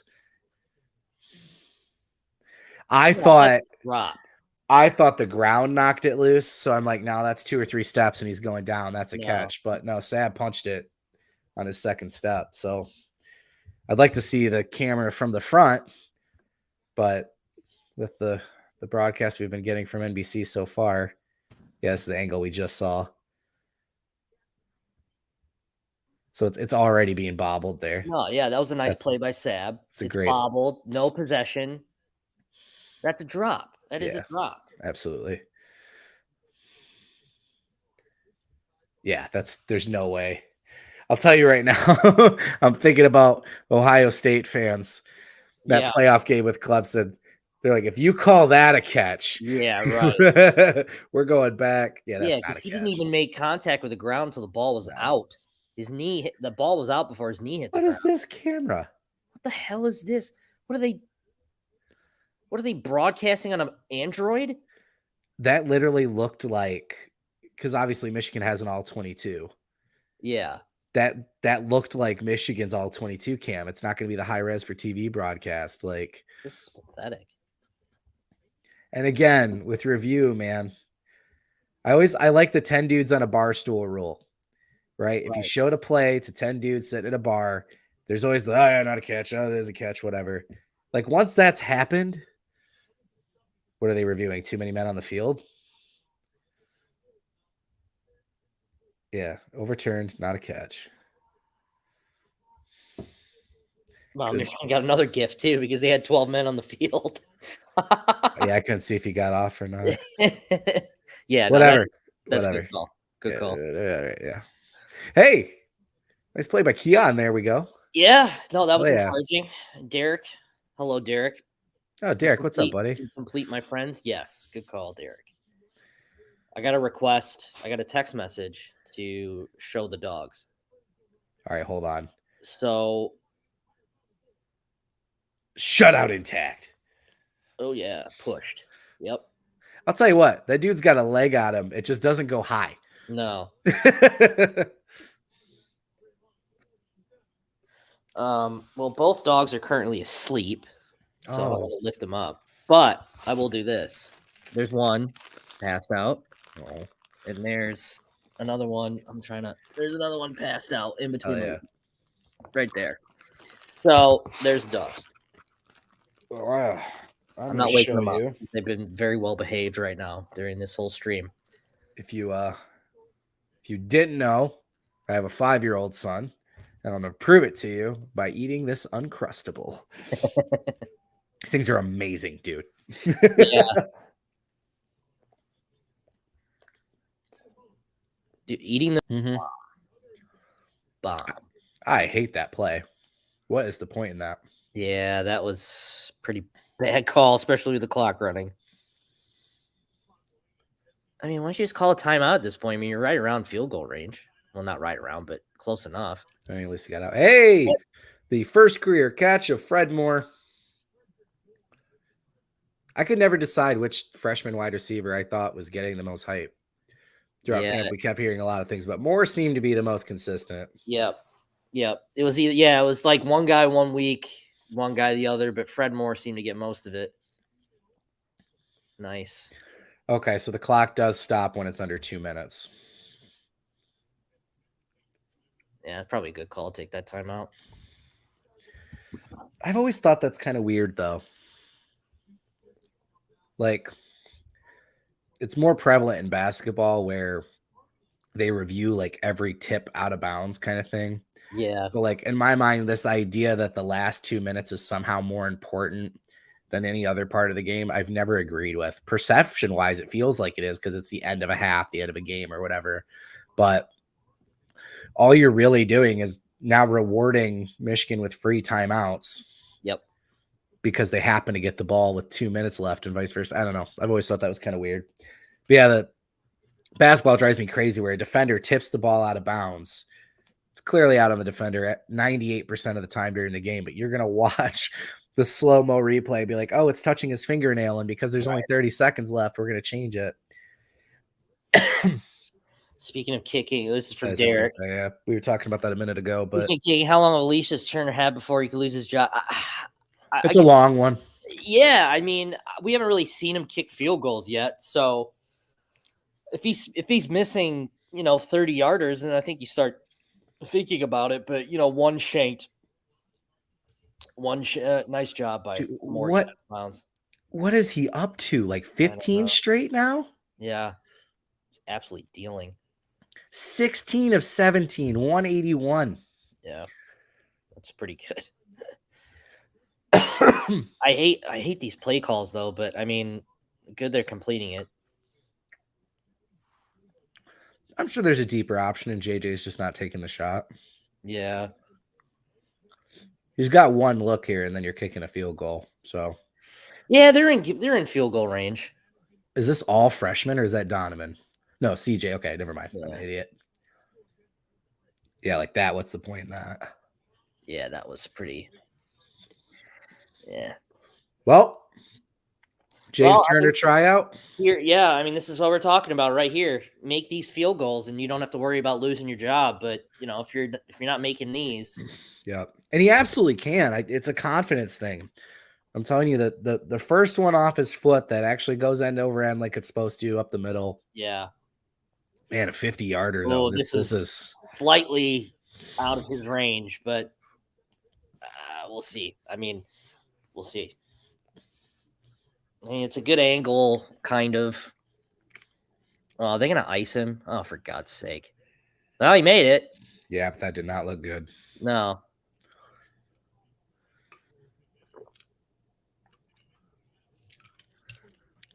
He's 4 for 4. Kicks not coming off his foot good.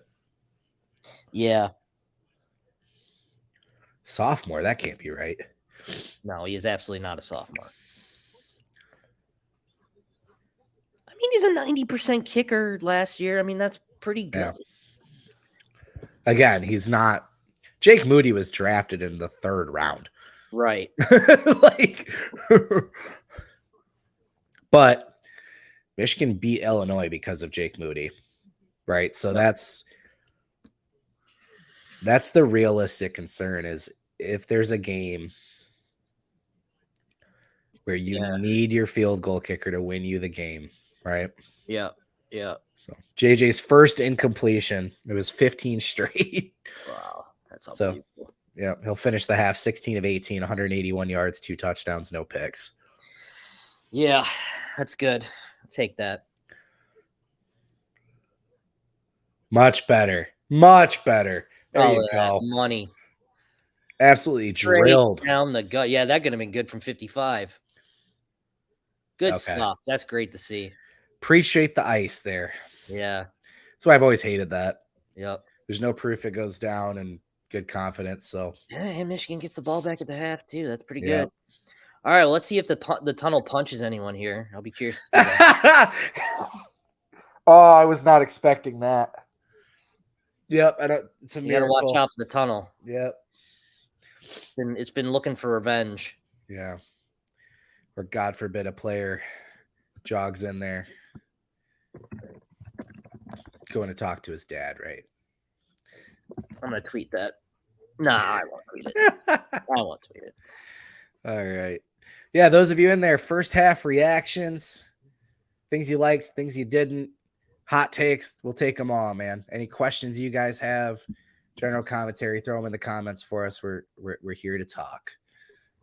I think the biggest negative so far, according to Mr. Josh Henschke, is just the overall broadcast from NBC. Yeah, no, I think that would be my big takeaway. It's kind of it kind of sucks. I love Mike Tirico. I think he's great. And I think they're doing him a disservice. I love Mike Tirico, yeah. By giving him a real crappy broadcast. Man, I'm confused about James Turner right now because everything I've been told or I've seen or we've talked about has been a guy that is money on extra points and short range, but he's not going to kick a 50-yarder for you. Oh, there you go. He And kicked we literally just saw the in a exact row. opposite. He kicked 2 in a row. And that last one was a boot, dude. That was seriously. I'm not good at measuring how good it would have been, far from right, but you said 55. I think it could have been more too. Like that's maybe. That's a hell of a kick. How is this? Did you see this commercial? I wasn't paying attention. No. Jack Link's commercial, the Sasquatch taking a piss in the bathroom. Oh yeah, it's pretty intense. Yeah, just blew the urinal off the wall. Yeah. That's who hasn't? Yeah, I like to go into the bathroom and blow urinals off the wall. What's the stat site that I normally use when we're at the stadium? Stat broadcast. Yeah. Yeah. There we go. Ooh, speaking of, I gotta give Seth access to our picture site. Oops. Oh yeah. I don't even know what my current password is.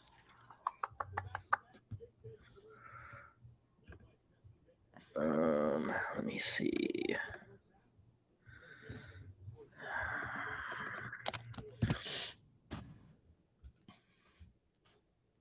Are you doing your 3 stars again? Yeah. So I'll probably do that tomorrow. Do Yeah. Do we do that? Do we do that after games, or did we do that? We always did it right after. After? Okay. Then yeah, we'll do that. Okay. Yeah. Do that after games, and then Sunday I'll still do the final word. Obviously, snap counts. Yep. Oh, just trying to see if I can find the original graphic I did for that for you. There it is. Yay. I can't remember my password. I have the automatic password, like it automatically fills it in. Oh yeah, I hate when I don't remember anything. I forgot what it is. I know you're not supposed to, but I tend to do the whatchamacallit, using the same password a lot of times. Yeah. But then like sometimes you have to put a symbol, sometimes you have to do this or that, and it gets messed up a little bit. But anyway, all right, let's go through some of these comments. Richard, good head coaching. Yeah, I mean, this is kind of what we talked about. Like, you weren't going to notice Jim Harbaugh wasn't there other than literally not seeing Jim Harbaugh, right? So exactly. They were involved in the game planning all week. This is just about going out and executing what you worked on all week. So right. Not shocked and good for Minter. The team, did they have any penalties? No. I just realized that. Should be less than 12 characters. But anyway, yeah, so I'm with you. I feel like early on coaching did a good job. I don't want to be the guy. I don't like the play calls when they don't work, right? Not that kind of thing. But I think they that first drive starting out backed up really screwed them up, I think. Yep. Especially since they were clearly ready to do the train. But yeah, I think they found a groove there moving forward, obviously, with JJ, 16 of 18, 182, 2 touchdowns. Okay, take that. Guitar halftime entertainment. I don't know. Should we do it? Should I play some tunes? Oh, you can play guitar. Yeah. No, I don't really have anything.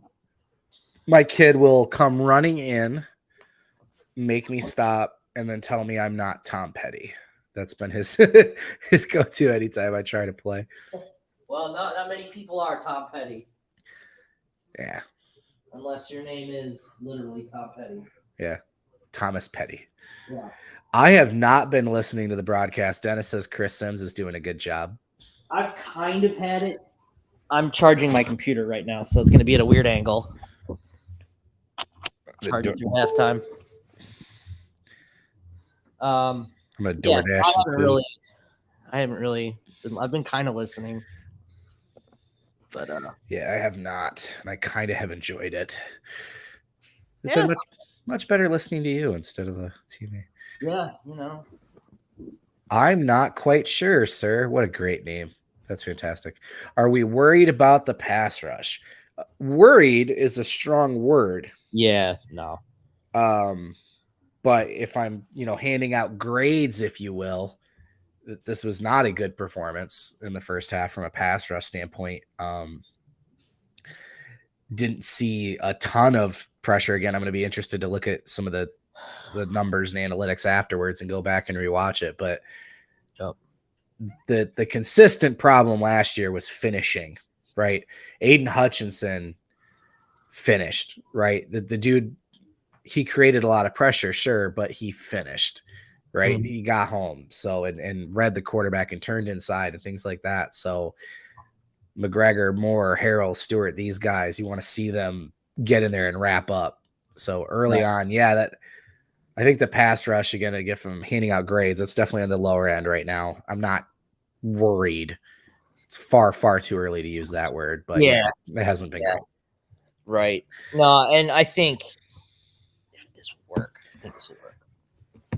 Oh, it's just so short. Couple comments. Derek, O-line started slow, but I think that's to be expected because of learning to play together as a group. Yep. Pass pro looks great, and Edwards picked up the one blitz perfectly. Yep.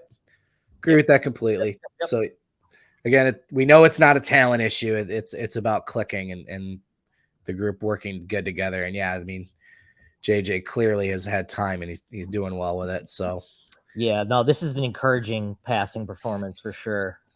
I mean, and they're not really doing anything special. No. Taking what the defense gives you. Yeah, we haven't seen like a shot yet, right? So then Campbell, a hell of an interception by Wallace, even though it didn't count. That's it. Yeah, the tremendous body control, though. I'm with you. Like it's still a very impressive play, right? Like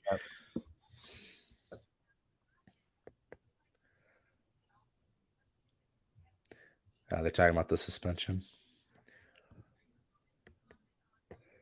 Yeah. What do you think about this, Josh? I'll play guitar and you sing. Yeah, right. I'd have to, let's see, get my garage band playing through the monitor so you could hear it. What am I going to play here? What's your song? Comfort by Third Eye Blind.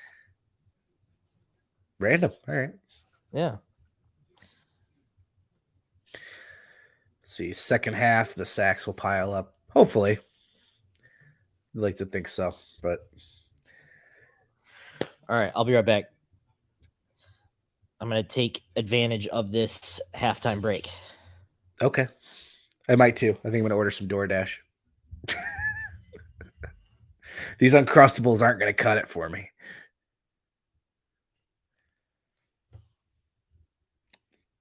All right, let's come back in here. Look at some more stats. Like I said, guys, if you're in here with me. I just forgot I muted my mic and I was talking. Idiot.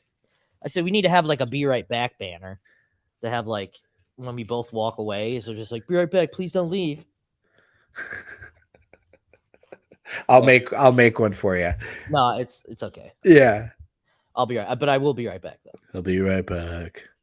But yeah, like I said, guys, if you're in here live with us, throw in some questions, comments in the thread over here on YouTube, and I will answer them, or we will talk about what you have to talk about. Otherwise, let me see if I can get these stats up on the screen for you guys while Josh is off. Yeah, Derek knows what's up. All right, let's see if I can get this here. Boom.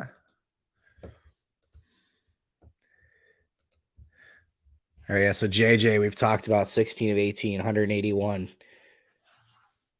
2 touchdowns. QB rating, 210. Jeez. Corum's had a few big runs. That's kind of padded his stats. I think the other one was 20-something, so that's accounted. The rest of them, he had negative yardage. So he's 6 for 56 and a touchdown. But we were also kind of curious about carries, how much Blake and Corum were going to carry the ball early. I think getting to double digits was kind of the number we set early on. So I think that's probably going to be the case. You could see Corum and Edwards each get another handful. And then it's going to be interesting in the second half Mulling's got the one other carry so far, but it's gonna be interesting in the second half if we get some Ben Hall and some CJ Stokes and some other guys. But receivers got six receivers so far. Roman Wilson, obviously the 2 touchdowns, 5 for 63. He's got 7 targets in the first half. That's a pretty impressive number for him, actually. Loveland 3, CJ 4, probably what you would expect. Cool to see Fred Moore there, freshman, 2 for 2, 18 yards, and then Donovan and Blake each with their little plays as well. Take a look at the defense here. Barrett and Colson leading with tackles. Each got 5. Colson with his 2 tackles for a loss. Keon Sabb, 3 tackles, got credit for the pass breakup. That was a really nice play on the sideline there. They initially ruled that a catch, then gave him the breakup. And then Houseman with 3. Nice. So he's been getting into the rotation. All 3 linebackers towards the top there. And then Harrell and Graham, the only other players with double-digit tackles. No Chris Jenkins early to get a QB hit. Oh, yeah, he rocked that guy. That's right.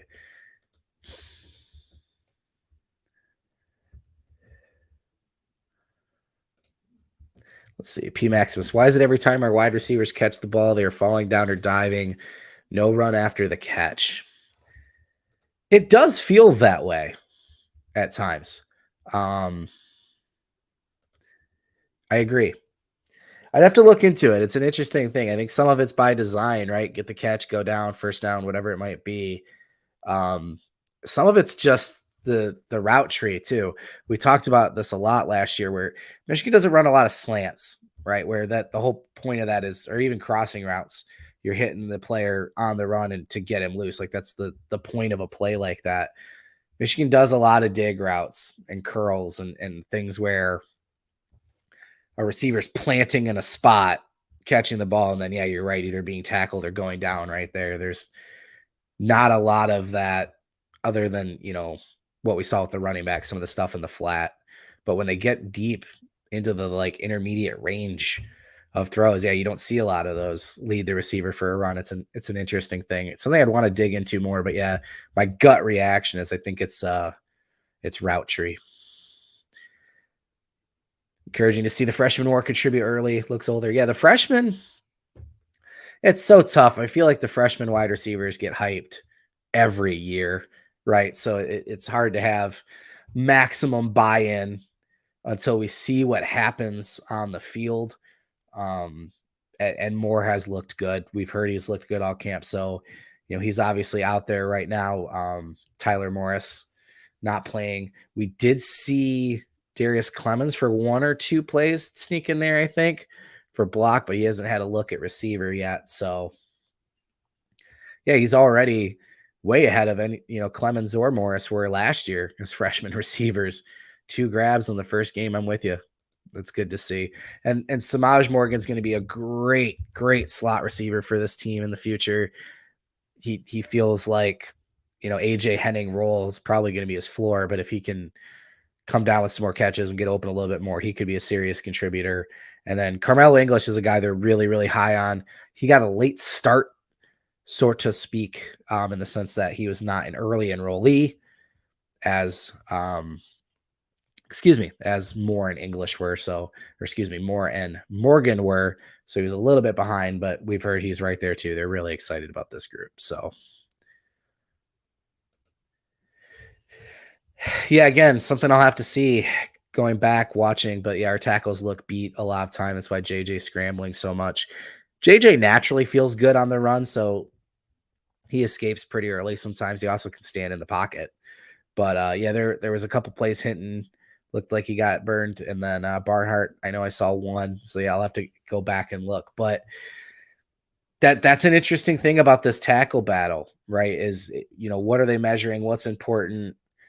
Obviously you want all around tackles that can excel at both pass and run. Barnhart's a guy that was not one of the better pass pro guys last year, was on the right side, more of a factor in the run game. So moving him over to the blind side to be pass pro is interesting. And then Hinton, his MO coming from Stanford was sometimes struggled with health and being consistent. He's a big dude, so he can be easy to get turned around a little bit, That's why it was nice to see he lost some of that weight, looked a little bit more athletic coming into this year. But again, seeing that actually happen in the games, that's going to be important. I think Michigan might open up with misdirection run or reverse because ECU is selling out on the runs off tackle. Great call. Wouldn't be shocked at all. It'll be interesting to see how creative they get in the second half. How early the second and third teamers start to come in, and, do they get a little bit more creative because the young guys are out there too. But yeah, from a game plan standpoint, I think there's probably some things they would have attacked a little differently if this was later in the season. But Michigan last year won games in the third quarter. They were very much about second half adjustments, kind of let the game come to them in the first half, feel it out. And then come the second half was when we really saw them explode in that third quarter. With them playing East Carolina and it being 23-0, will they do that in this game? I don't know. We'll see, but that would be fun if they came out and put 21 up on them or something like that in the third quarter. Got a little creative with the play calling. Yeah. Just going through these questions a little bit, Josh. I'm probably going to have to pull a U in a second here. No, you're good. I had to potty break, and then I brought in an obnoxiously large outdoor extension cord so I could charge my computer. So your potty break was hypothesized by Josh or by Derek. Good call. Yeah. Good call. So R.I.P. Sure felt like it. R.I.P. to the porcelain. Yeah. So, and then we were talking a little bit about the tackle play, some guys getting through, JJ scrambling. Yeah. The argument I was kind of making was JJ loves that. Like JJ likes being on the move, and Derek kind of, says that sometimes that's by design. JJ can step up, getting beat on the inside. Right. This isn't going to be shocking that Keegan and Zinter have done a really good job keeping the middle clean. Right. But yeah, I'll be interested to go back and watch and see what I think about Barnhart and Hinton here. Or we might see the second unit and get to see some Henderson. Yeah, so that'll be interesting. But P. Maximus may be picky, but I've seen a lot of missed tackles in space. No, I don't think that's picky. There's been a couple that weren't great. Right. Early in the season, maybe we'll chalk up rust. Yeah, but, I don't think he's wrong. Yeah, I think a lot of it probably has to do with rust. But I mean, it's happened. Fortunately, it hasn't cost Michigan anything. So I guess that's the only silver lining out of that issue. Yeah. But I mean, there's been some missed tackles, but I'm more. We seem to adjust really well to that, though. Even whether it's in the third quarter, like you mentioned, or it's next week. They'll get this on tape and then they make quick adjustments. So, yeah. So it happens. This first week is going to be a lot of rust. No, the quarterback only getting touched one time. I agree. No, I agree. I think they need more pressure. That should change in the second half. This is crazy. These punts from East Carolina, his name is Archer Trafford. Mm-hmm. That's quite the name. These low squibby kicks. He's got 3 punts for 157 yards. Wow. 52 average. One of them went 67. 2 of his kicks ended up inside the 20. Like, again, I almost feel like that's intentional now. That like those first couple, I was like, oh, but that feels like they want him to do that. Yeah, he's had a couple of fortunate bounces. So let's see what we've got here. So total yards 242 to 113. Here, let me put these up actually while I read through them. And then good boy. Look at Franklin behaving too. Like, what the hell? Why can't we do this during the podcast? He's been quiet the whole time. He's just been laying here right here next to me. So yeah, 242 to 113 in total. 181 to 61. That's the balance right now in passing and rushing for Michigan. Yeah. That is interesting. I was going through the carries while you were gone. Corum has 6, Edward has 5. So you and I kind of talked about, how many carries were they going to have coming into this game, and we thought maybe each of them could cross it at double digits, and that kind of feels like where this is heading. Mhm. They're each probably going to get another handful, and then we'll see, hopefully, some Stokes and Hall. That's what I'd really like to see. And then, yeah, last little note before we get some more football going, P. Maximus, Jake Thal is the guy they've had back returning punts right now. And, yeah, I agree. He's looked a little shaky, but like we talked about with those kicks, I'm not really sure. The time he let it roll, I think that was the right decision, and that was just a crazy, weird punt, and then he picked up the next one and got hit. So, yeah, I don't know. It's an odd spot to put him in when a guy's kicking like that. So we'll see if someone else gets any opportunities back there. All right, 1 sec. I got a puppy ringing the bell. You taught him to do that, like to ring a bell to go outside? Yeah, he just did it himself. Like, I put the bell on the door, and he just does it himself. That's awesome. Yeah, I know. I'm lucky. All right, buddy.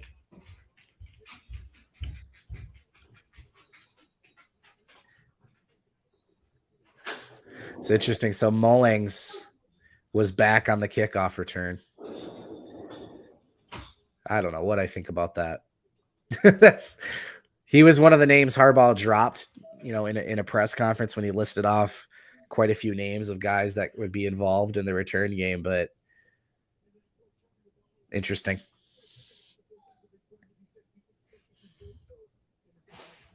Yeah, we just talked about it. Jake Thal has been back on punts, and yeah, we'll see. I'm sure that'll get tried out throughout the season. Donovan has Corum, not finding a ton of room. When he does, obviously he gets big runs. That's what Blake Corum does. But yeah, there's just not been. Michigan usually gets the 3 yards in a cloud of dust, right? The 5 or 6 yard runs, stacking them up. Have not seen that today. Luckily, JJ has been absolutely incredible. So even though they have not necessarily always been on schedule, he's been making plays. There you go. First time, but we saw anybody who's been watching the Michigan football accounts, you've seen clips of this getting shared of Max Bredesen doing exactly that.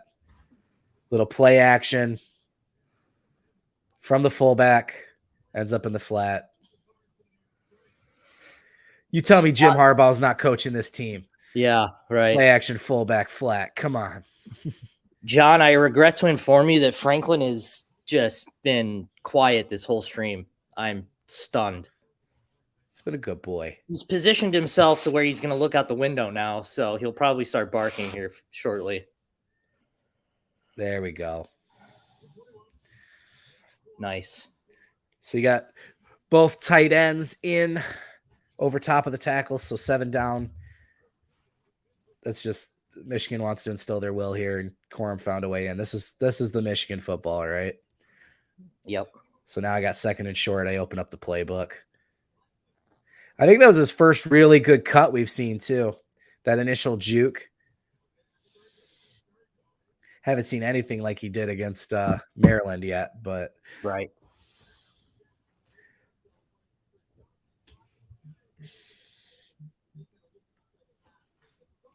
A lot of Max Bredesen today. He's earned it. Yep. It's been an interesting thing talking about the tight end 3. Yeah. Because Bredesen in that like fullback role, but like he might be their best blocking tight end right now. You don't have that Joel Honigford kind of guy anymore. So right. But like we said, that was kind of always a dead giveaway when a guy like him would come on. And the nice thing about Loveland, Barner, Bredesen, and some of the other tight ends, hopefully we'll get to see soon, all these guys can catch the ball. Yep.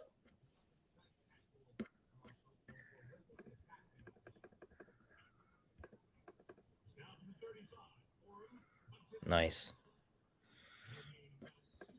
These pitches have been a little funky. Another Clemens sighting.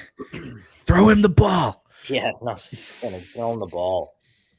One time. I do want to see, again, I've been pegging him for that Andrell Anthony role.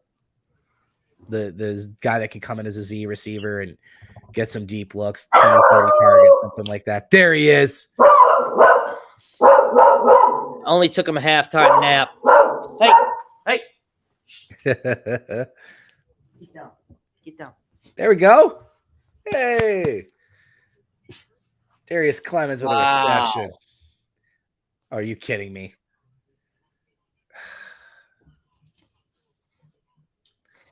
He's been banged up. He's been limping a lot. He grabbed his knee and started limping. Awesome. All right. And when you need 3 yards, the man is consistent. It's the first down. Okay. Keegan was freaking me out for a second. Yeah. He did kind of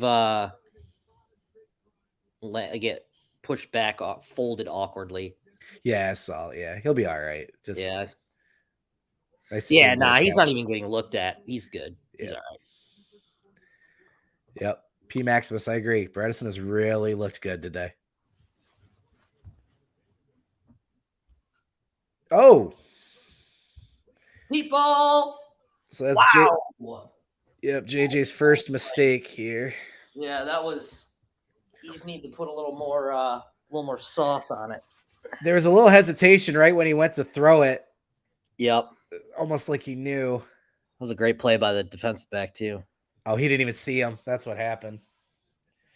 I don't think he even knew he was there. Maybe not. That was just a pretty standard play. Yeah. But hey. Well, no, yeah, he got up there. First look at Barner off to the side there. There you go, Donovan. There you go. Nice. God, that ball looked like it was about ready to pop out. I hate those helmets. What, Michigan's? No. Yeah, no, where the face mask is only here, it doesn't have the part that attaches to the visor. Yeah. I mean, I probably hate it because it looks different, old man thing or whatever, but yeah, I don't know. I can't stand it. That's harsh. I'm just not a fan of it. Well, they've definitely been a little bit bigger lanes, falling forward, getting a little bit more extra yards running the ball here. Yeah. Another red zone trip.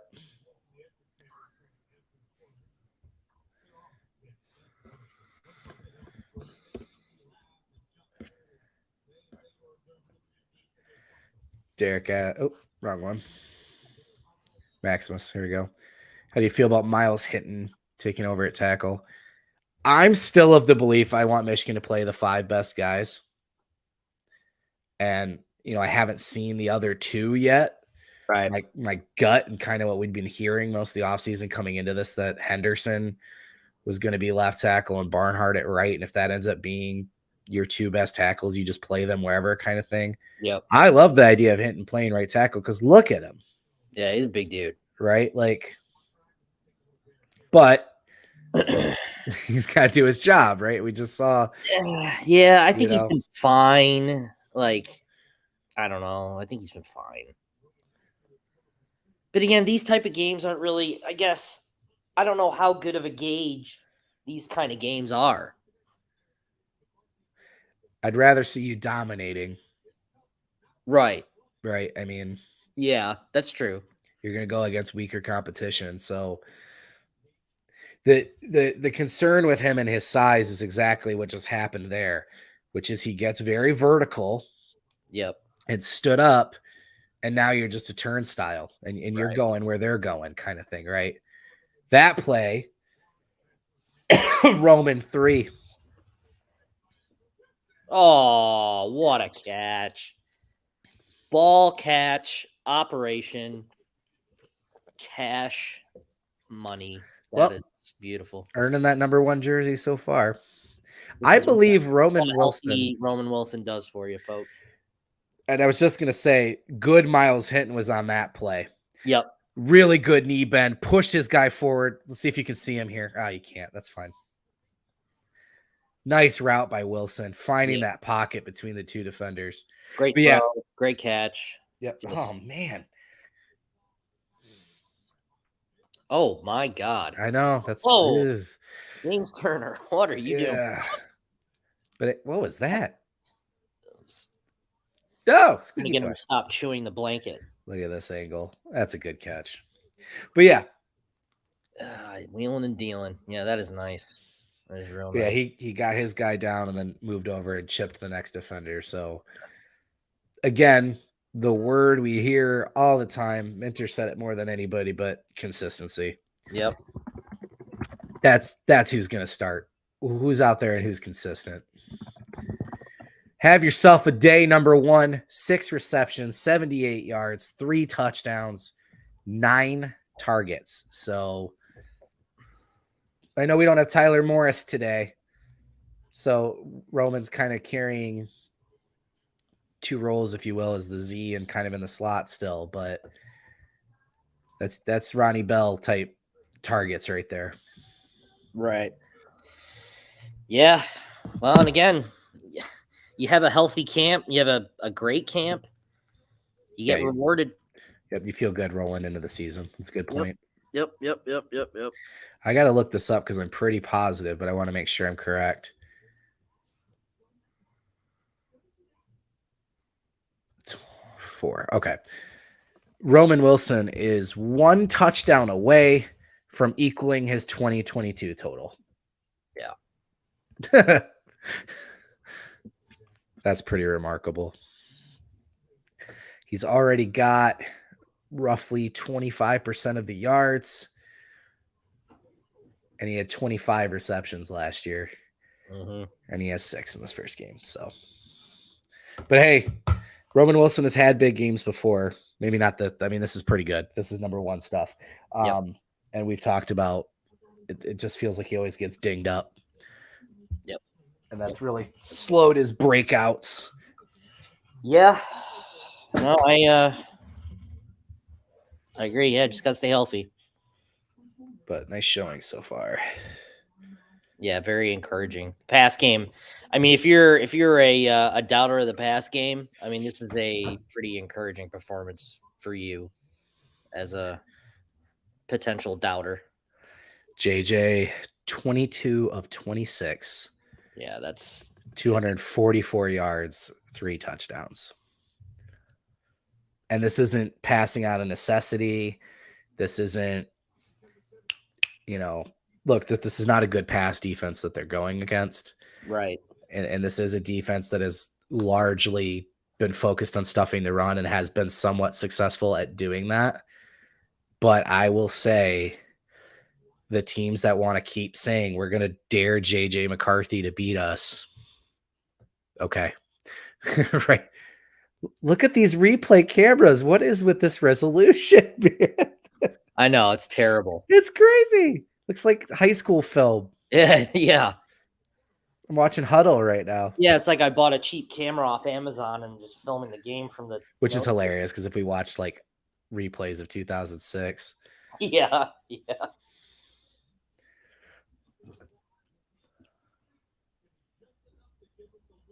Such a good throw. It's just... Yeah, good point by Derek, too. I'm sure Kirk is going to text Underwood after this game, be like, hey, how do you like them apples? Oh! Yeah, okay. I must be ahead of you again a little bit. Hold on. I was going to say, I know there's a lot of members of the Ernest Hausman fan club, and there you go. Yeah. He can be a tackle for loss machine. Look at this pursuit. And then, that's perfect form, man. Great tackle. Yeah, that's great tackle. Perfect tackle. Can't ask for more than that. This linebacker group, I don't want to say overnight because it's not overnight. That's a stupid thing to say. But just having Barrett return, Colson obviously back in his junior year, taking a big step. You add Ernest Hausman. You have Rolder, who's hurt, but you expect to come along. Jaden Hood starts to step up. Yeah. And we're starting to see it. Like, it was the weakness of the defense. I don't think it was bad. I'm not going to say that, but it was the weakness of the defense last year. Right. And we thought it would be a strength this year. And so far, all 3 guys have looked really good in this game. Yeah, you now have your leading tacklers: Barrett 4, Colson 5. Barrett 5, Colson 5, Houseman 4. 2.5 tackles for loss between Colson and Houseman. So get off the field, 3rd and 8 here. Really want to see a sack.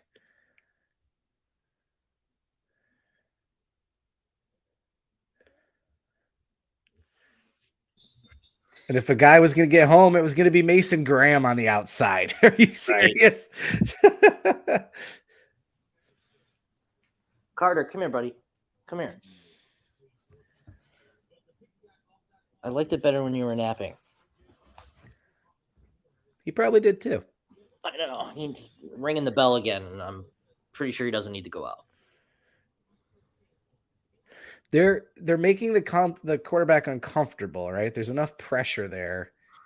Yep. But dude, this kicker, this punter, like he's just robotic. He's just like he just kicks his foot out. And it rolls 15 yards every time. What the hell is kind of punts are these? There's no athleticism to them at all. In a weird way, it's almost like the Aussie kickers. Yeah. But instead of him running out to do it, he's just doing it from position. Right. So he's getting it out quicker. But yeah, like that low Aussie kick thing, it's kind of got that vibe to it. Yeah. I'll tell you what, JJ's throwing, but if it's me, this is his last series. I was just about to say that. I was just about to make that point. Like if they get a touchdown here, that's got to be the last you see of JJ. Yep. I would say the same for Blake and Donovan too. Yeah, like I said, I kind of thought we'd see these guys sniff double-digit carries. Corum's now at 9. Edwards is at 6. Yeah. Donovan Edwards, dude, 6 carries, 4 yards. Really? It's that little? Yeah. Jeez. Jake Thaw, ladies and gentlemen. All right. He made something out of nothing. Yeah. Made chicken out of chicken salad. I think we're going to get a Michigan hold here.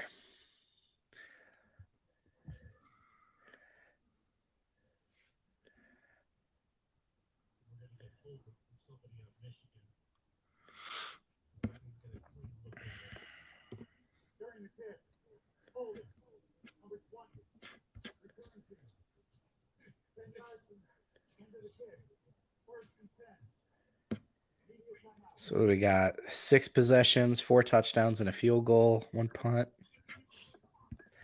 So I mean, there's really offensively, there's really not much to complain about. No, I mean, yeah, run blocking isn't fantastic. Like, okay, but I'll take this score. I'll take JJ dealing 3 touchdown catches from Roman Wilson. I'll absolutely take it. There's been no offensive turnovers, no fumbles. Yeah, and again, worried and concerned aren't words I would use this early in the year. Absolutely not. No way. But yeah, I don't think if you would have told me that these stat lines for Corum and Edwards would be what I would be looking at, I don't think I would have believed you. Because keep in mind, Corum's 9 for 69, but he had a 37-yarder and a 20-something yarder. Right. So, and then same thing with Edwards. He had, as long as just 2 yards. Man, that's interesting. Yeah. Yeah, John. I was looking at that Colorado TCU game, and Travis Hunter is legit. That dude. Oh yeah, that dude is legit. I think he's more valuable as a receiver than he is a defensive back. But I mean, that team needs all the help it can get. So I don't know. I know that's the funny thing. Like we saw kind of a switch yesterday where all these people have been hyping up Colorado and Dion all offseason have been finally admitting like, oh, if they win 4 games, right. But yeah, big plays today. So any play more than 15 yards, Michigan has 7 in the passing game, including that touchdown that just went to Roman Wilson for 15. Nice. Only 2 rushing, gains of 10 yards or more. And again, 21 yards and 37 yards for Corum. So 58 of his 69 yards came on 2 carries. But JJ 16, 20, 16, 24, 15, 16, 15. So we still haven't seen that deep shot yet, but Right. Yeah, that pure deep shot. But I guess it kind of depends on what you consider a deep shot. anything over 20. Oh, yeah, that's fair. Yeah, anything over 20. Yeah. But I think part of this has to do with last year, come Ohio State and obviously Purdue and TCU, he started to hit the deep ball a little bit more. Yep. But we saw a serious drop off in his efficiency on the short and intermediate routes, which is where he lived at the beginning last year. So that's kind of what this game is making me think of. Like, hey, let's get you right 0 to 10 and 10 to 20. Right.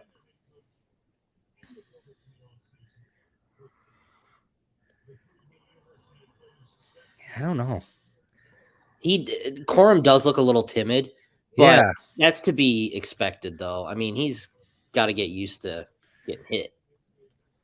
Yeah, I don't know what was just said to him, but you could see Mike Hart just like, you're him, dude. Yeah, Like, right. come on, go.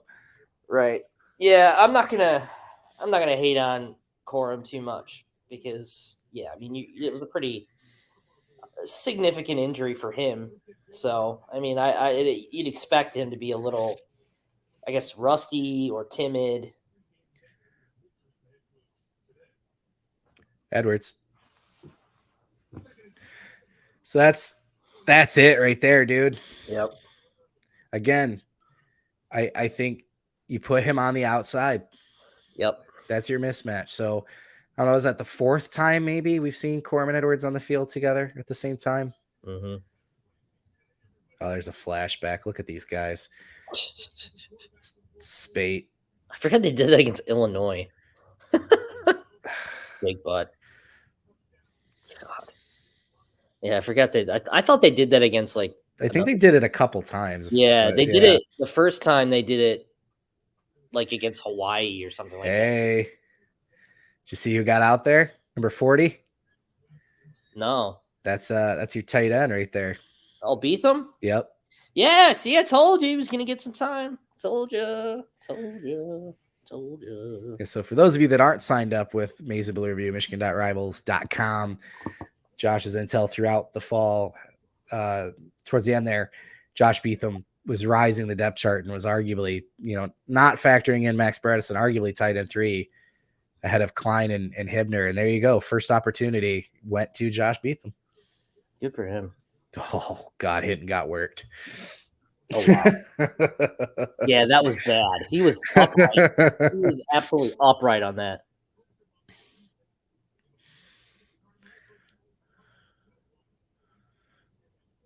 Oh, man.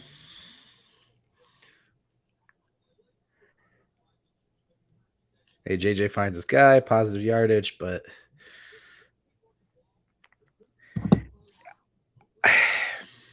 again, not overreacting, but Hinton was not mentioned in this competition going into fall camp, really, right? There was just kind of this. There's Donovan. Yeah, he needs space. I have some stuff on tape to look at and be like, well, yeah, that wasn't great. Yeah. I've continued to operate under this assumption of either Henderson would get left and Barnhart would slide to right, or Barnhart would ultimately win the left job, and then Trent Jones would be the starting right tackle. That's just kind of what I envisioned. So I would not have guessed Barnhart and Hinton were going to be the starting tackles for this first game, but right. All right. Is that, speaking of which, interesting. We'll have to go back and see. Oh man, broken play. Oh, he got it off. Trent Jones was lined up 6th offensive lineman again over top of the left tackle. JJ's so funny.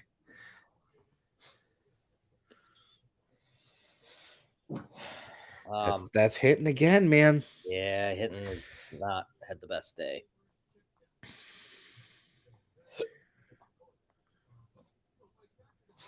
I mean, I'm at the point now where I'll be curious to see Ladarius Henderson.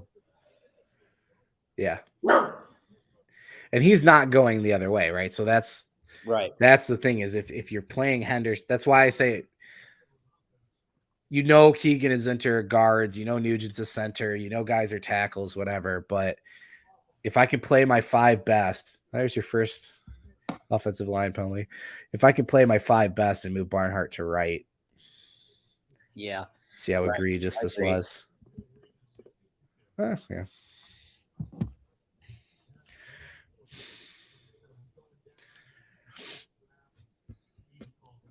Again, offensive line is really, I know some people can do it. It's tough for me in game.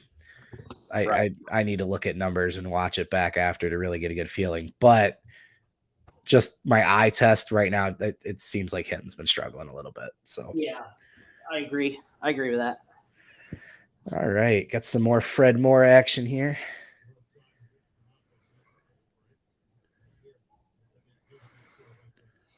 Did Tyler Morris just get in?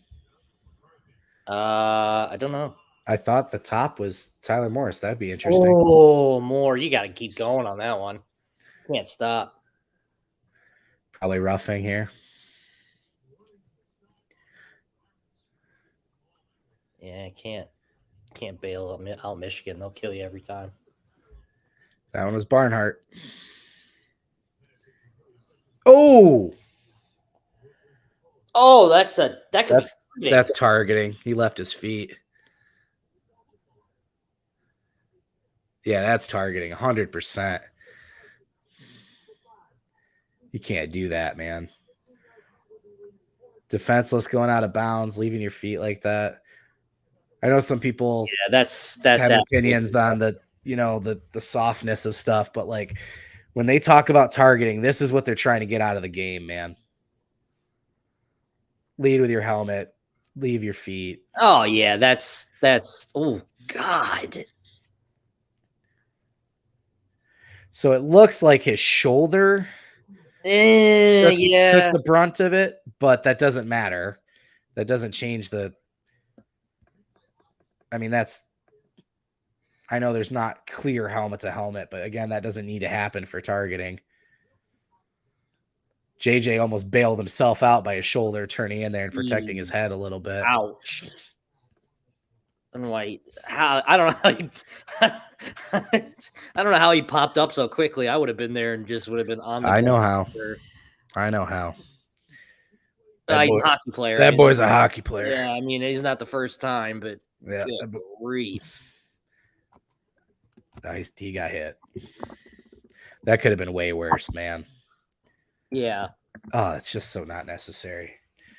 You think about, God, McCaffrey, Wisconsin years ago. Peters has been hit. Like, the haircut's got to be different too. There's something about him. I can't put my finger on it. He looks different. Did he just do like the eating his fingers thing too? Did you see that? No. Yeah. See you, buddy.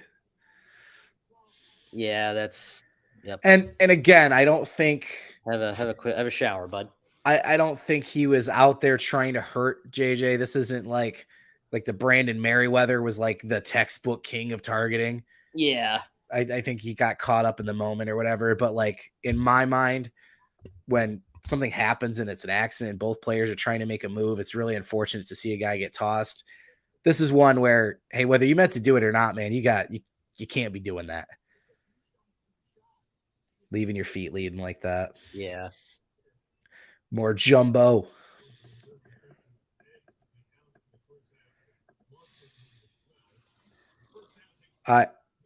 Again, quality of opponent, but I love what Michigan's doing here. Just literally, you said it earlier, but we kind of talked about the context of just taking what the other team gives you. Yep. So in that situation, they're a little bit more spread out now, not loading the box. Only had 6 guys in there, and Cornelius finds the gap in the zone. It's just easy.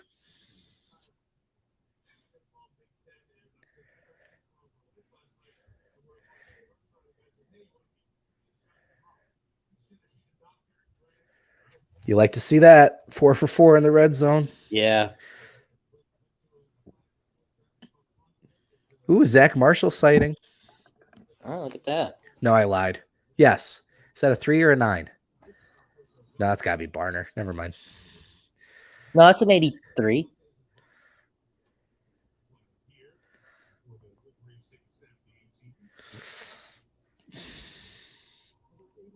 If I'm no, never mind. That was Barner. If I'm comparing the Michigan method, which is what we think we're seeing at offensive tackle, right? Mm-hmm. This, for the offensive line, this game feels like what it felt like for Cade last year. It's good. It's not great. You know, what we haven't seen yet is what happened last year, which was JJ coming in late, going 4 for 4 and getting a rushing TD, right? So, right. Oh, Donovan.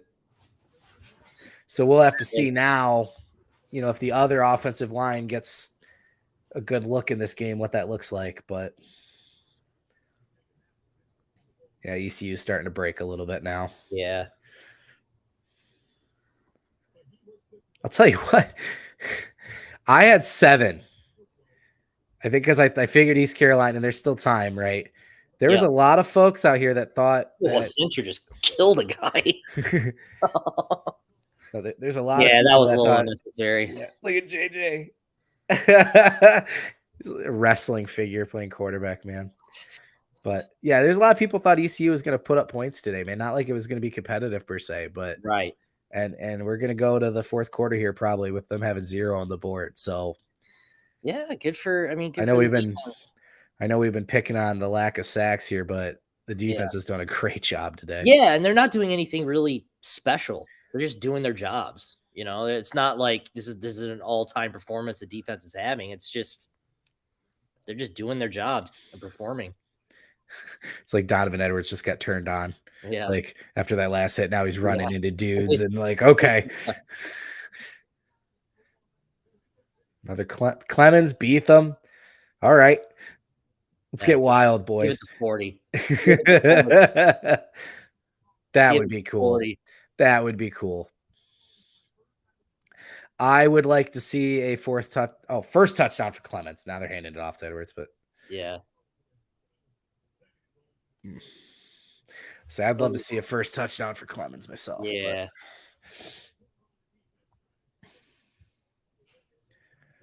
Just kill the clock at this point. Yeah. I am a bit surprised JJ's still out there after that hit, but they want to get one more. Yeah, finish the drive at least. There it is. Donovan. Oh, God. Another penalty.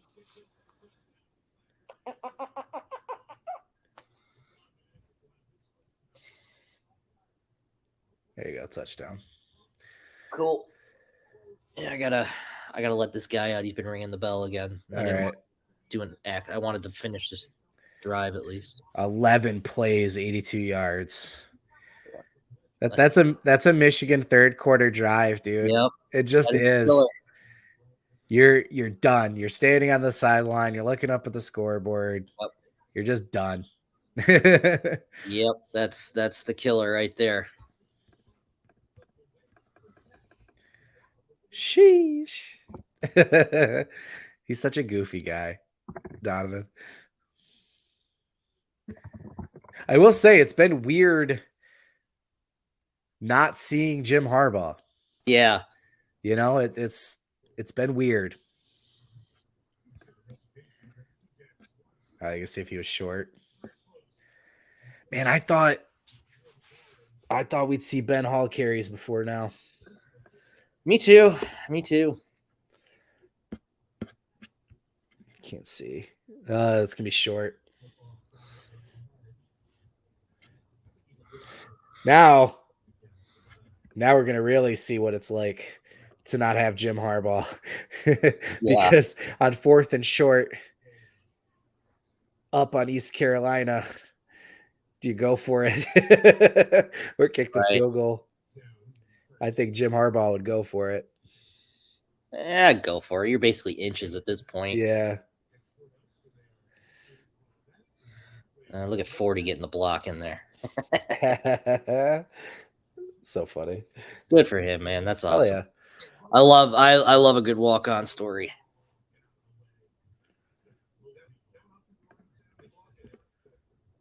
I really want to know what they do here. I think going for it would be cool. Yeah, try yourself out. I mean, if we're gonna pretend this is almost like a preseason game, right? Let's see what you got. 4th and inches. 4th and goal. Inches to go. Yeah, hell yeah. There you go. Trot him out there. Yeah, there's no need to just go for it. Good to see them keeping 36 on the scoreboard because they know that they're gonna. This broadcast sucks. Yeah. Oh, it's only, is it 3rd and goal or is it 4th and goal? What the hell is it? It's 4th and goal and they only have 30. Unbelievable. It's still 3rd.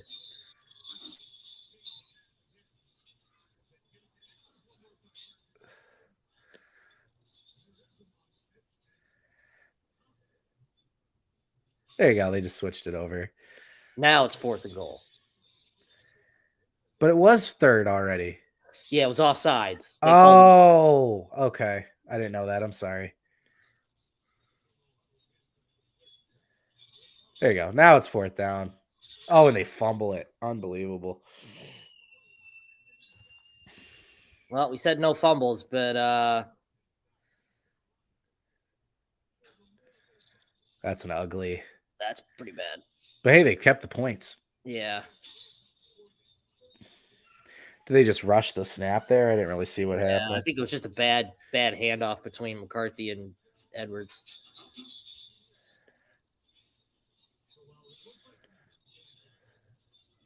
Oh, no, right. He dropped it right from the snap. Oh, never mind. Yeah, it was just a drop snap. Huh. All right. Well, that's a little unsatisfying.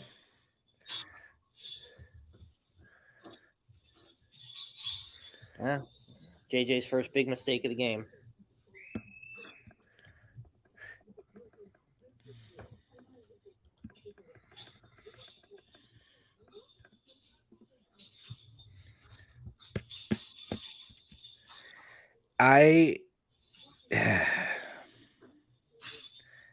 Again, context of the game and everything, but I just don't know how many times last year I thought, like, just go outside with Edwards, like, use speed, just go outside, and they keep doing this up the middle stuff where mistakes like that can happen.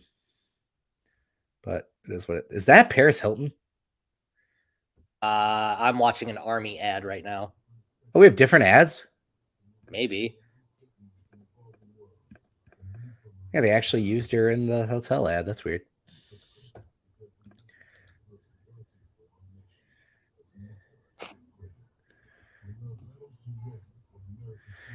Oh, I just realized what the betting line is.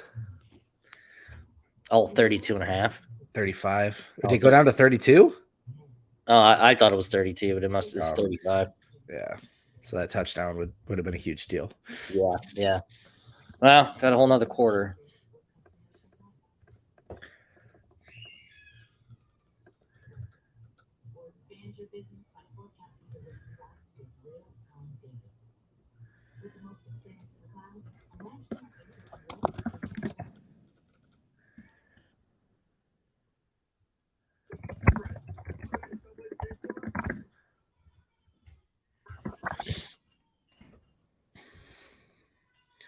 It's a good point.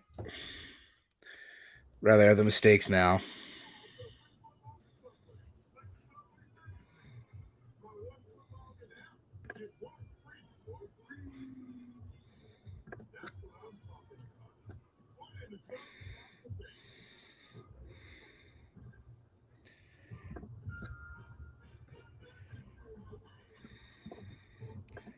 I haven't been paying attention. What have people been saying about, like, the scoreboards and the sound in the stadium? Have you seen anything? No, I haven't seen anything. I'm not. I've just seen people complaining about the run game, which, I mean, I guess someone's got to complain about something. I mean, yeah, it's not great, but they're up 30-0, and what's about to be the fourth quarter. I mean, yeah, if you got to find something to complain about, do it. But I'd say that's got to be OPI. I mean, these guys are selling out for the run. It's weird now Garcia's in. Yeah, but it's funny. People are still going to be frustrated when the run game doesn't work. They wish they would have passed it more, right? Right. Yeah. And I do understand some of that. Like, you've got speed weapons. Like, you don't have to. That was the red zone frustration last year. It was just the constant inside, delayed handoffs, whatever else it might be. So, Right.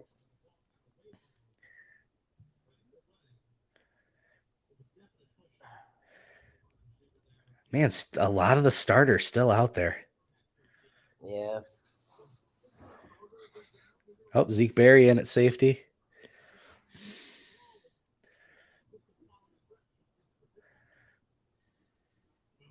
Defensive line, I mean, so we've talked about the pass rush a bunch, but they've been stout in the run game. Yep. Third quarter.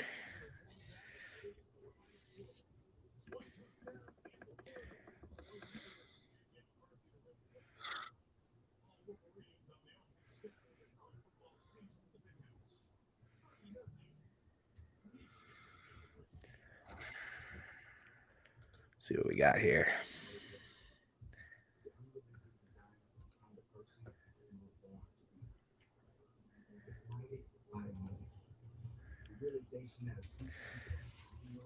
Yeah, so running backs, again, we'll have to see on the next series, but I have a feeling that's probably the day. You would think Corum 10 carries, 73 yards and a touchdown, 7.3 average, obviously. Edwards 12 for 37 with that 14-yarder in there. Yeah. Mulling's the only other running back with a carry so far, 1 for 0 yards. Right. Throwing the ball, JJ 26 of 30, 280 yards, 3 touchdowns. You'll take that just fine. Yep. And obviously, actually the numbers kind of evened out here, although Roman Wilson does have the 3 touchdowns, 6 receptions for 78 yards. Cornelius Johnson now has 5 for 71, so pretty close there in terms of 1 and 2, 9 targets versus 6. Loveland caught all 4 of his targets for 57 yards. Edwards has 4 receptions for. Wow, I didn't realize he's got 4 catches. That's interesting. Edwards and Corum 4 and 3. Mm-hmm. So if you're doing touches there, another 7 for the backs, and then yeah, like we talked about, freshman Fred Moore, good for him getting his first 2 catches. Houseman had another tackle, so all 3 linebackers, Houseman, Barrett, Colson, leading with 5 tackles each. And then Keon Sabb in there with 3. Stewart, McGregor, Harrell, Harris, Mason Graham, all with 2. Kind of a stunner. Chris Jenkins. Nothing on the stat line. Yeah, they watched the tape. Yeah. I'm sure there's a lot of double teams going on there. Yeah.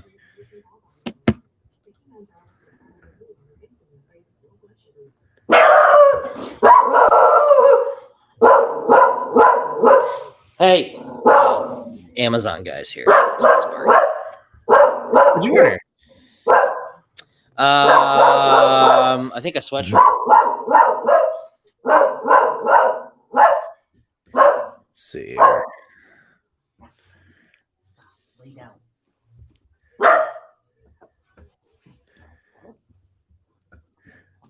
Oh, Colorado's beating TCU. Yeah. That okay. There's like, I feel like there's gonna be no middle ground, man, with the Dion situation.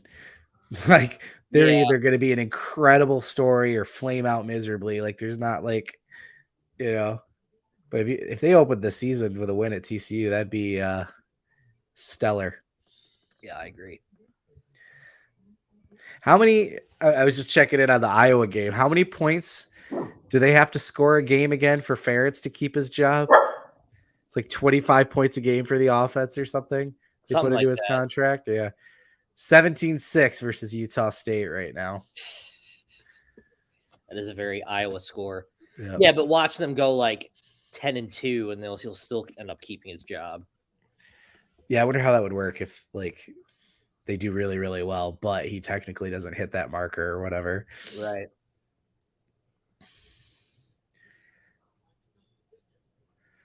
All right, we still have starters out on the defensive line. That looked like another push off, but Nice catch. oh, he said he was out. Oh, he's out? All right. Yeah, I thought he got a foot in. So Harris got turned around a little bit. So yeah, no Will Johnson today. Keyshawn Harris has been out there a lot on that other side. Kenneth Grant getting triple teamed. Did you see that? Oh, that's crazy. Yeah.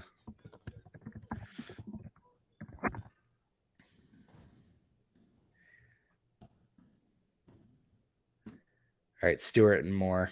Ears back, 3rd and 10. We get a timeout. All right.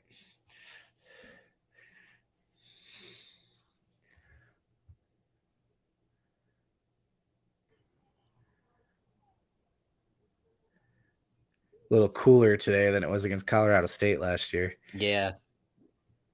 I was in the stands last year. I was cooking, man. Right. Yeah, it was hot.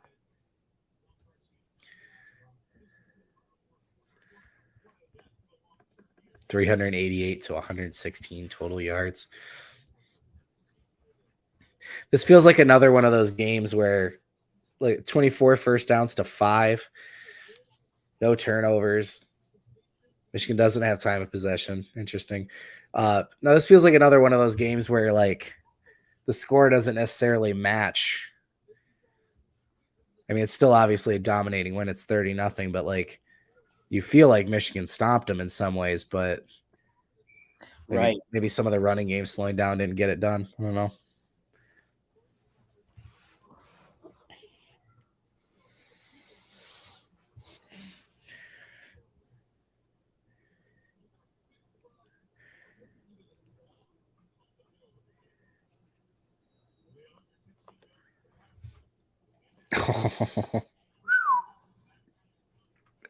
And how much you can be there? No. All right, I gotta go let the dog out for a potty break. All right. Kenneth Grant's a big boy. Yes, he is. I want to see this again. Come on, NBC. Let's get a replay. This broadcast is crazy.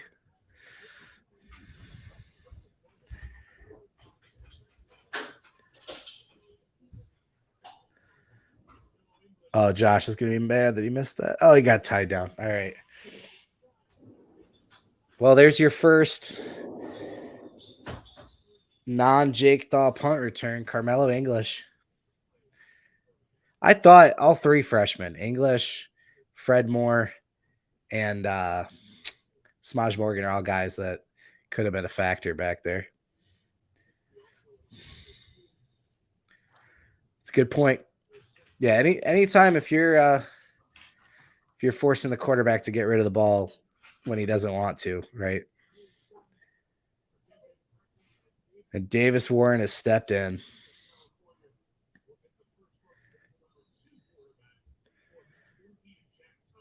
Mullings gets another carry here.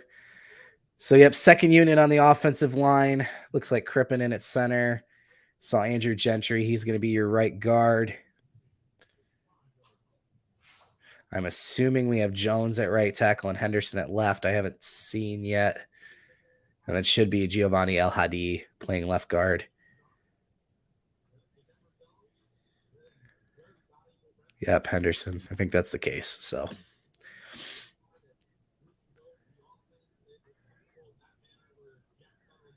oh, what happened there?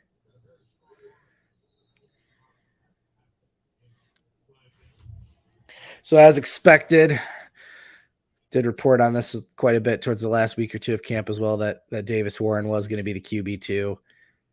I think you like to see that, especially long-term for the program. If you know, Davis is potentially, competing for a starting job next season if JJ is off to the NFL. So it's be good to see him get a quarter worth of work here.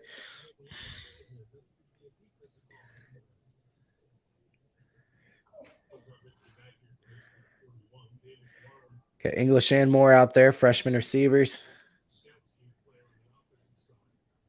22 played 5 games last year. It's 5 of 9 passing. Drop here, ball incomplete. Been waiting for the ball.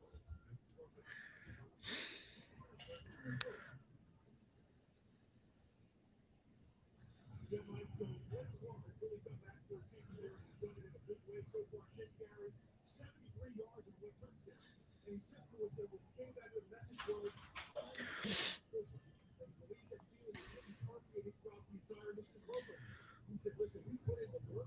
We know how to get more. And we got to pay attention to detail, not make bad moves afterwards. He said, this is my last ride, and I feel like it all. He is the last spot. Wow. Wow. Good couple carries for Mullings here. Nice push there.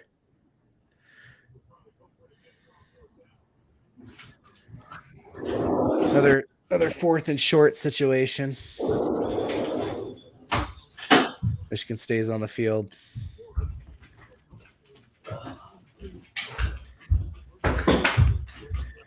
I just, if you do the handoff up the middle, the whole defense is anticipating it. Is that Davis Warren? Yeah, Warren came in as QB2. Second unit of the offensive line expected. Henderson, El Hadi, Crippen, Andrew Gentry's at right guard, and Trent Jones at right tackle. Oh, another false start, though. Oof. Could have to punt now. Mullings peeled off a couple good runs. That's good to see. But if... Oh, no. Okay. I mean, why not?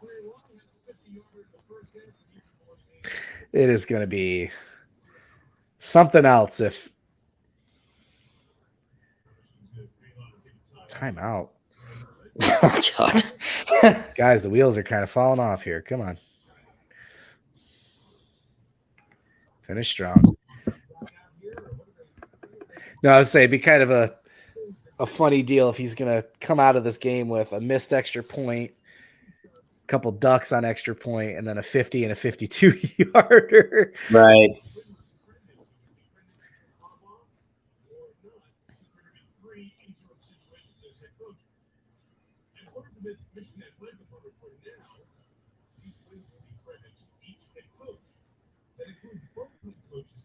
Let's check in with Jay there. I haven't seen Jack Harbaugh on the sidelines. I just saw Herbert. Is that what kind of triggered you? Yeah. Well, and they were talking about the coaches and who gets the wins and stuff too. And I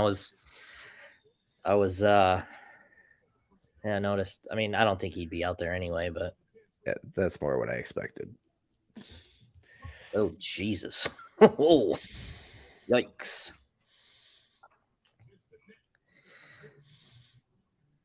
Well, it would have been good if he kicked it straight.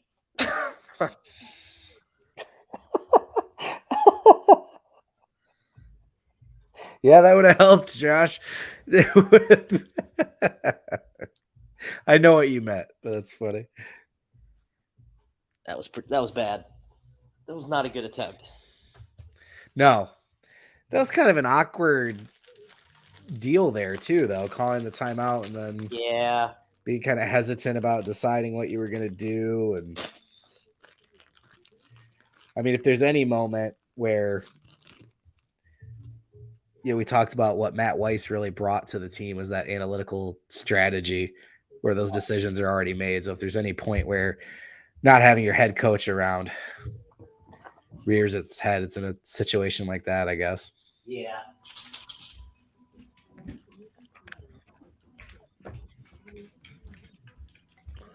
Where is he?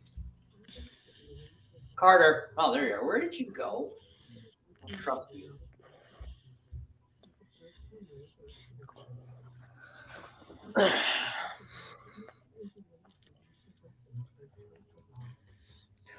So what are you going to do for stars? JJ, Roman, and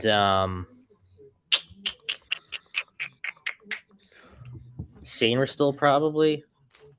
Interesting. Oh, the pick. Well, I don't know. What do you think? Who else stood out other than those two guys? I mean, Corum had some plays running the ball, but overall it was I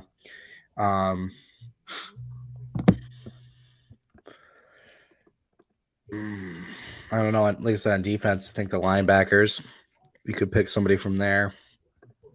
Yeah. All three of them look good at moments. But yeah, Sainer still's got the pick, but then just one tackle. Yeah. I mean, honestly, might be. I mean, you could go all passing here. Cornelius Minter is probably a good idea. That's a good. Minter. Yeah. All right. That's a good shout by Derek there. I like that. Minter get a star. I mean, a good majority of Minter's thing was just to keep this thing on track and not completely off the rails. But again, being thrown into this, not necessarily last minute, but thrown into this. It's a weird situation, right? At Yeah. minimum, you could say that. Yeah. So I mean, he managed the game fine.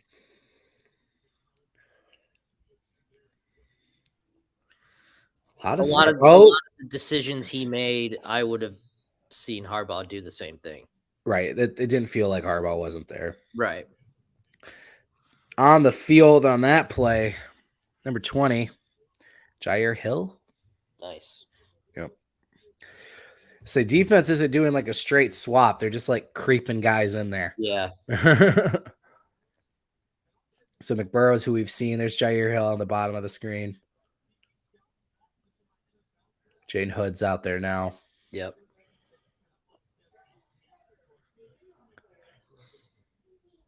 Well, that was a nice block.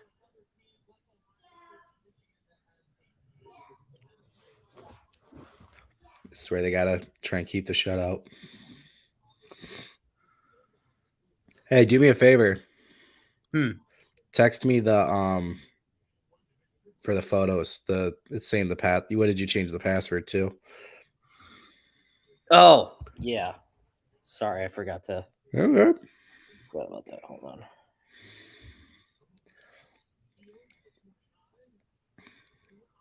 Micah Pollard, nice.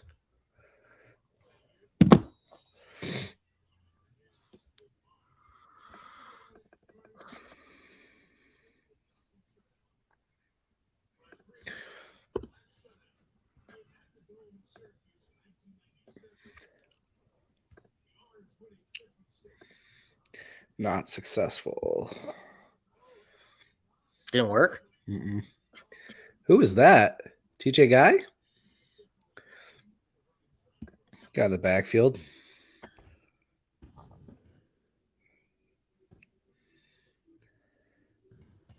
Maybe I typed it in wrong. Yeah, I just typed it in wrong. We're good. Okay.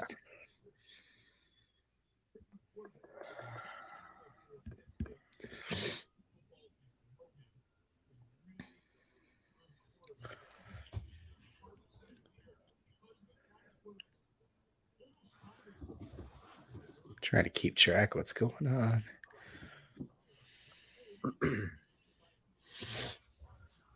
Oh.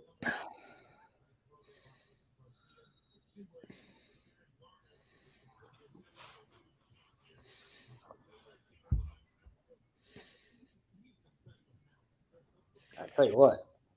10 minutes or under 10 minutes to go in the game, and it's 2:56. It's what? Oh, yeah, it's not even 3 yet. Yeah. It's not even 3:00. That's crazy. Yeah. It's been. I mean, and again, it's not really a close game, so the clock's been running a lot, but it's efficient. Ooh. I'm going to be interested because, I mean, in a game like this, what you're really losing is 5 to 6 plays that would have just been at the end of the game anyway, right? Right. But it's going to be interesting in like a really good back and forth game. Is it going to affect, the outcome, if you will? Yeah. Yep.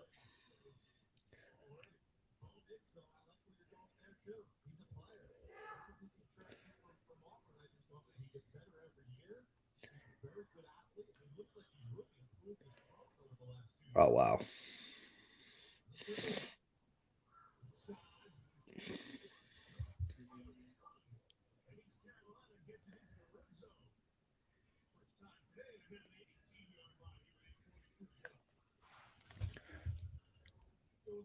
Massive.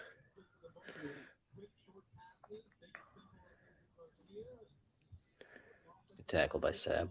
Yep. Got Jenkins back out there.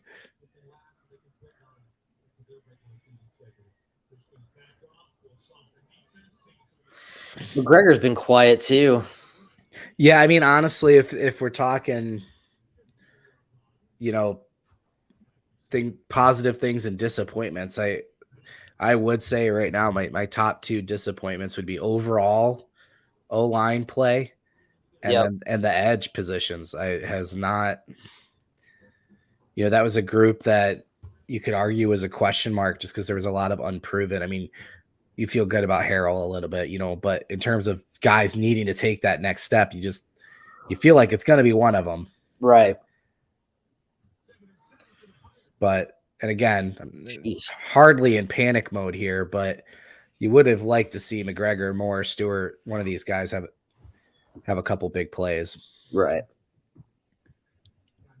It feels like the most pass rush, or at least pressure, has been coming from the interior. Yeah. Yep.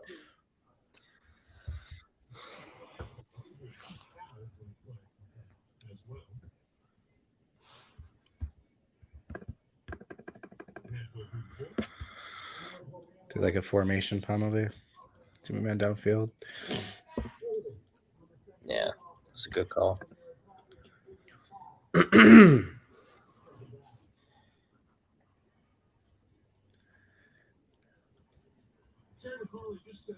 And holding.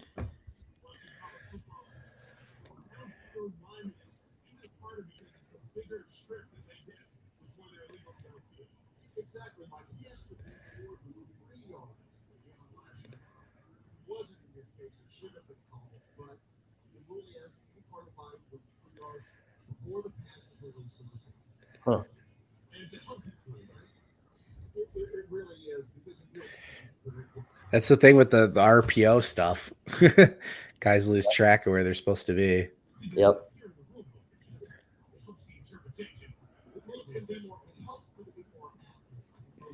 Carter, hey, come here. There you go.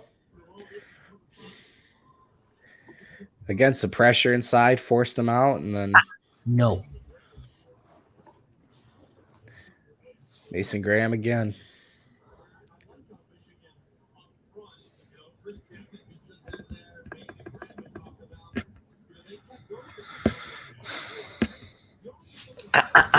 No. What are they doing? Going on the cord on my Oh shit. charger cord. Oh, Kenneth Grant time. Carter, no. Stop it. Oh, we gotta make a tackle there, Jaden. Oh, yeah, not good. Running a stunt with Kenneth Grant, though. Sign me up. Yeah. Are we about to see the saddest field? Okay, good. I love this. Thank you. Yeah. I love this, man. There's nothing sadder than that fourth quarter field goal then to shut out. I love him going for it here. Yeah. Hell yeah.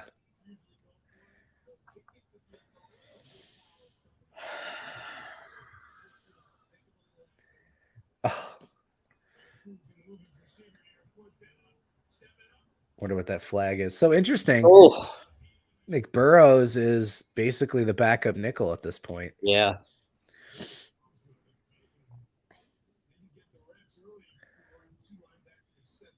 Didn't have a lot of penalties early in the game, so Right. refs want to get their allotment here. Yeah.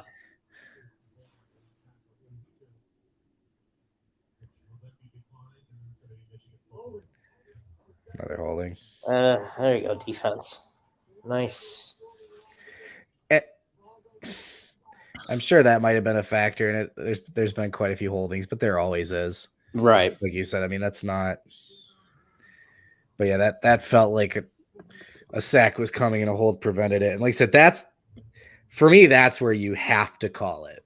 Right. Yeah. Right? Like a guy committing pass interference to literally prevent a catch, right? It's kind of the same idea. Like, okay, yeah, holding happens every time, but like if I can go, that dude was absolutely getting home, you have to call it. Yep. Even if it, egregious or not, blah, blah, blah.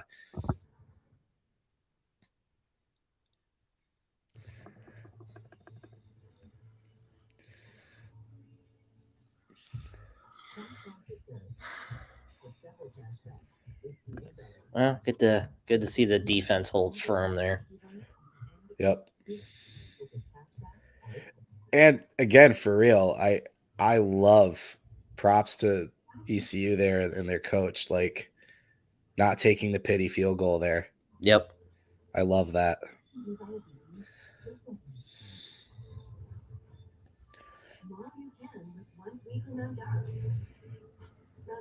helps your body regulate blood sugar. And Mounjaro can help decrease how much food you eat. 3 out of 4 people reached an A1C of less than 7%. Getting your stars together here. Oh, nice. Cat. Oh, hold on. About to cat butt in frame. Yeah. Hey, come here. Oh, have you been here the whole time and I just didn't know? Hi. Yeah. Okay, all right, hold on. Don't really understand the purpose of cats. They just looked at me. Hi, I'm sorry. They like to exist in their own space. Yeah. Can you get down though? Like that'd be tight. I'll tell you what. I'm gonna grab. Oh, there you go. Okay. Keep going. And she's gone. Okay. Yeah, they're like shitty roommates. They are. Yeah, literally shitty roommates. They shit in a box. And it stinks. I thought the litter box thing would be cool because it's like low maintenance. Like, hey, you don't got to take them out, whatever. But yeah, it sucks. I hate it. Yeah. Derek, thank you. Yeah, we're excited to do this. Hopefully it we can start compounding things and keep growing, have more people, comments and all that kind of stuff. For sure. Yeah, and I'll figure out a way to, this was just our first one, obviously, but interacting some scores and stats and some things that do it a little bit more that we can pull up here. But yeah, no, for sure. And yeah, it's just, I like how it's chill, it's not structured. No, just hanging out. Yep. Yep. Just hanging out.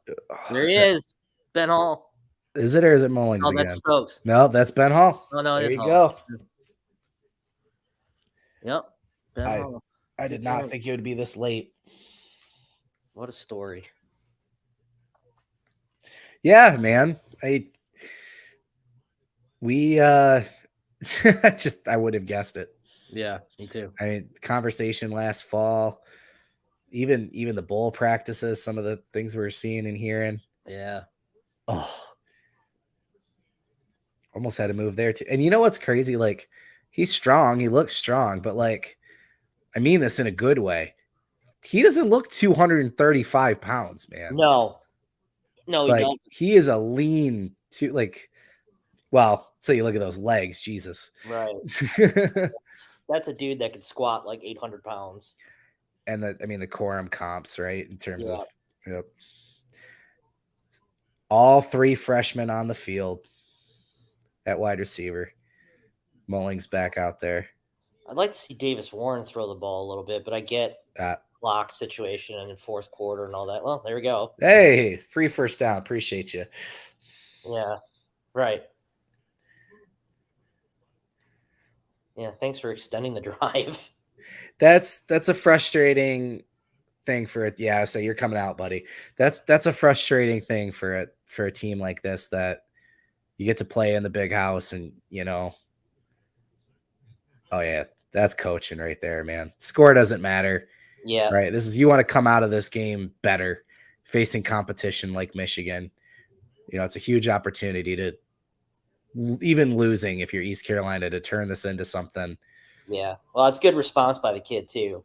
Yeah. He didn't Sit just there and take it. But yeah, he didn't just walk away. Letting your frustration get a hold of you like that, just so unnecessary. Yep. Sometimes you just gotta get your ass chewed out, and you gotta take it. CJ Stokes.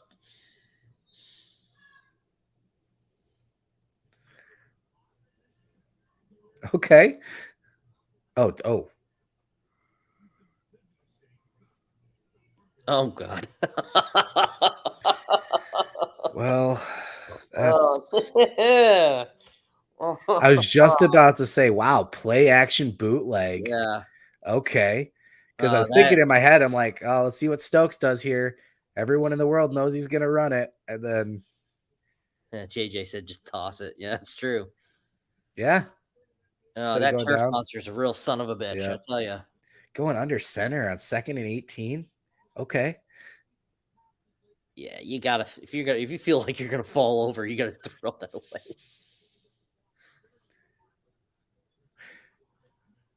Look, there's 4 minutes in the fourth quarter, right? There's other things going on here.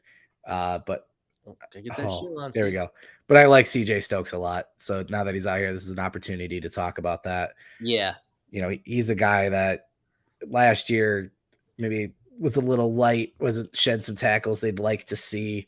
A couple vision spots where you would have hoped he would have made a different cut.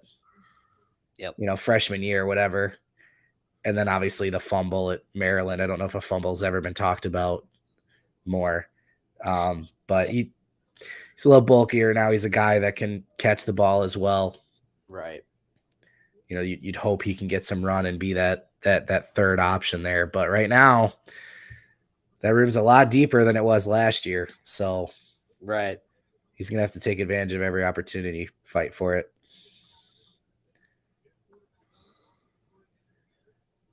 That's a boot. And Doman's elite. He is elite. A hell of a punt. That's how you flip the field. Man, is this going to be a scoreless half? Yeah, it might.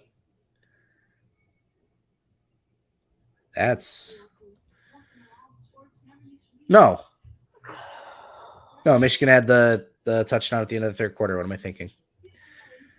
The 11-play drive. Oh, right.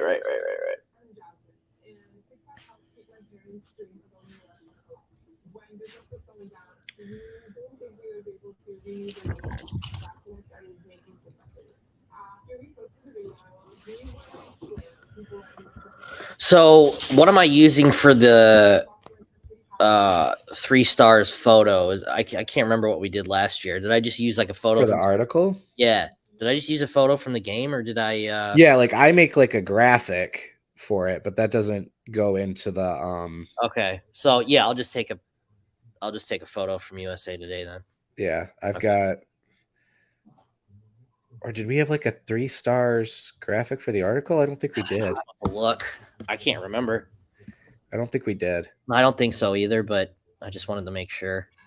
Yeah, I got to find there's not a Minter picture on there yet. Yeah, good. We need more Minter pictures. Yeah, there was that same practice picture got used quite a bit. Yeah. Hold on, let me look here. 3 stars. Yeah, I think I just used a regular photo. Yeah, I think so too.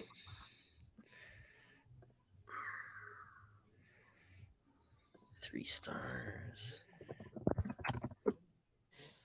Let's see what the last one I used. Iowa, Maryland, Ohio State. Here we go.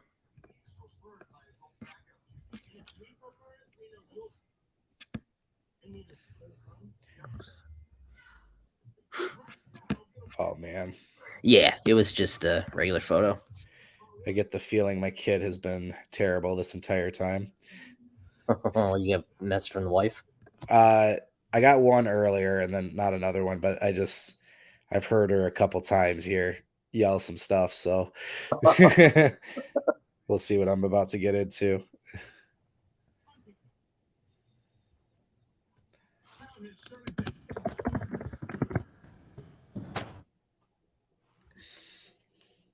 I don't blame him, actually. It's a beautiful day. Go out and enjoy it.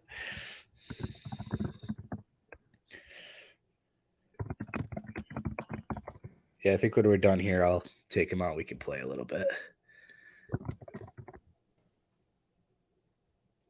You're not so Scar's taking your spot on the post game? Yeah, that's fine. He said he wants to do it every week, so I told him I'd jump in whenever Yeah, why not? I could or whatever, but Yep, Scar's awesome. don't do that. So yeah, for anyone who's stuck with us or still here, the Michigan football post-game live will be on this channel right at the end of the game with Dennis Fithian and Jim Scarcelli. Those two do a great job. Like so last year was one of my favorite things we did was their post-game. They both just do a great job of recalling moments through the game, kind of recapping what stuck out, what didn't.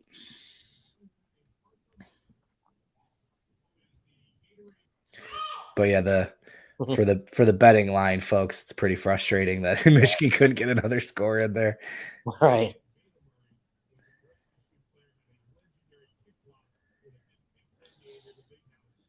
He's short.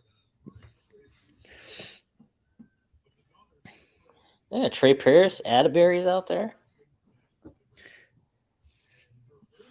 Oh, Trey Pierce was out there? Yeah, Trey Pierce, Reese Atterbury's out there. I saw I don't remember. I saw somebody and I was like, oh, blah, blah, blah. And then I didn't say it.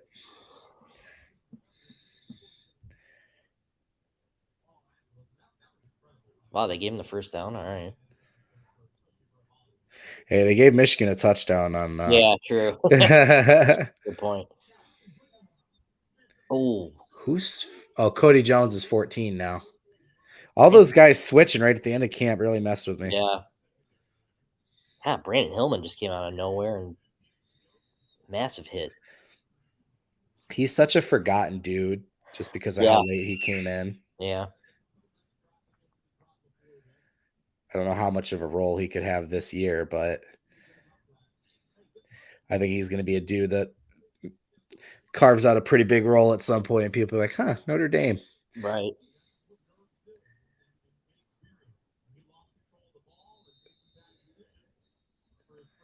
DJ Waller, blitzing corner there.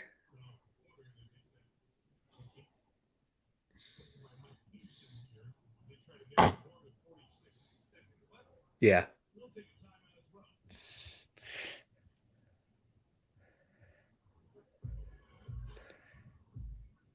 It's funny.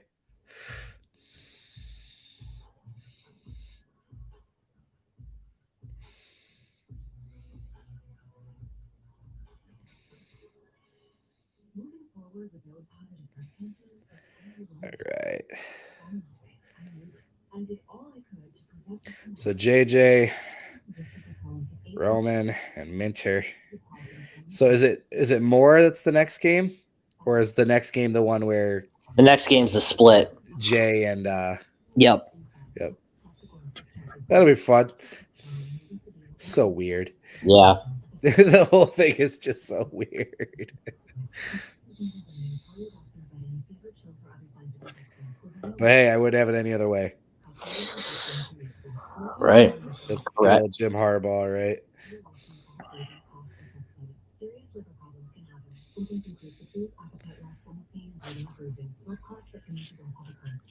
Oh.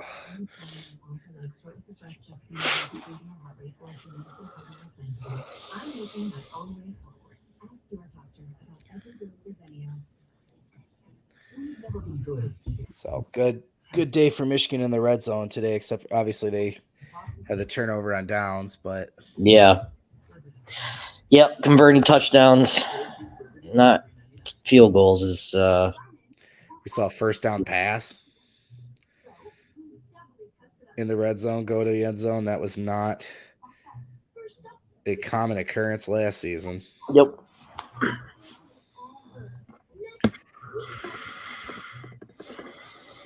I know they didn't take the deep shots in this one. I don't think they needed to, right? Right. But I do think it's fair to say that the passing game felt a little more open in terms of just kind of letting JJ be JJ, which is what we heard, right?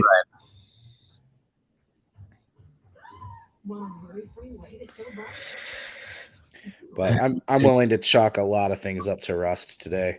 Oh yeah, absolutely. Especially, I mean, it's the first freaking game of the year. I mean, give me a break. Well, some of the guys we're talking about, Corum and Edwards, in terms of running, even though limited all off season and even in fall camp, we're limited a little bit as well. So, right. All right. Sent you your stars graphic. Appreciate it. I'll put that inside the. What are Brock and Seth doing? One's doing takeaways. I think it was Seth doing takeaways. Let's see if they got Yep, Seth's already got it in there. Okay. Keep him in bounds. Nice job. Camp Brandt out there. It's a cool thing about the red shirt rule now that they can play 4 games. Right. Makes these rosters even deeper in some ways. Yeah. Yep, Atterbury out there. That's cool.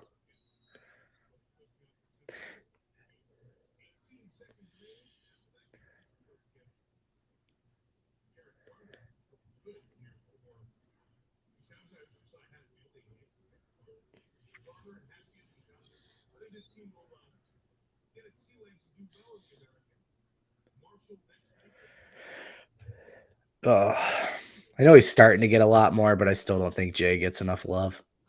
I'm sure it's because of his last name, but yeah.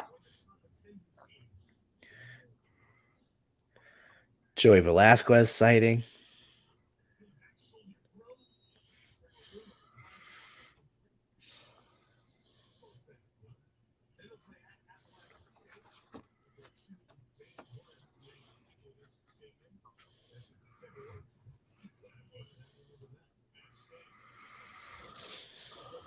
Yeah, I'll be interested to see the pulse of the fan base after this one. I'm sure they're not going to be satisfied.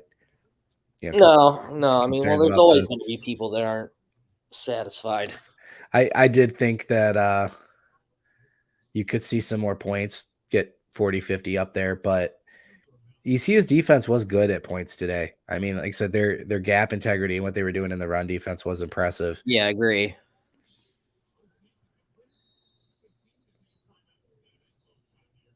Oh, man.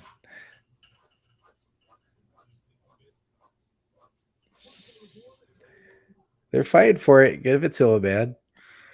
Yeah. I like it. I mean, again. Oh, come on. Are you serious? Oh, okay. Oh, that is baby shit soft. So all the nice things I've been saying, I was literally just about to talk about. Oh, that is so soft.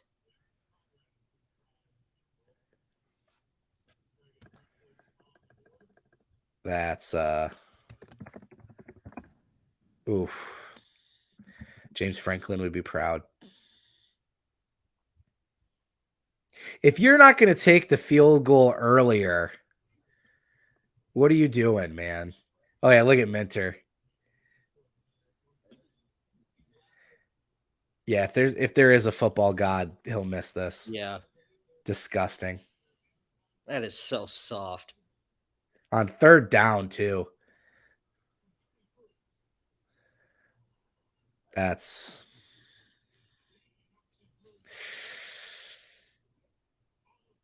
I don't think Michigan's not happy, and they shouldn't be. That's Bush League stuff, but whatever. Whatever. Minter with a handshake.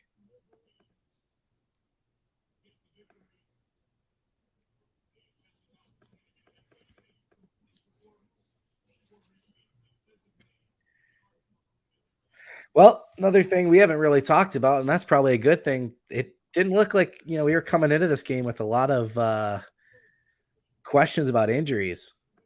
Yeah. And from what we can tell and what we've heard, I don't think there was anything new No. coming out of this game. So that is a victory in its own right.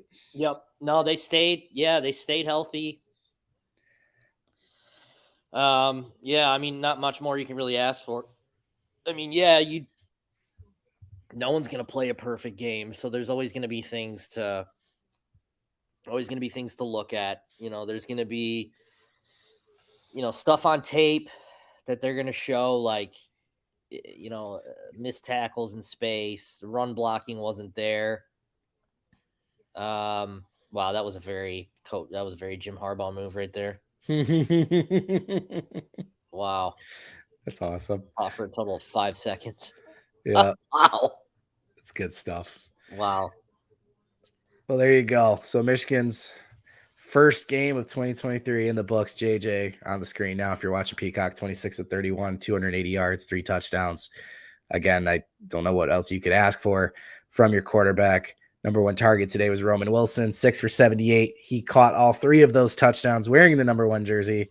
Cornelius Johnson was there with him, 5 receptions for 71.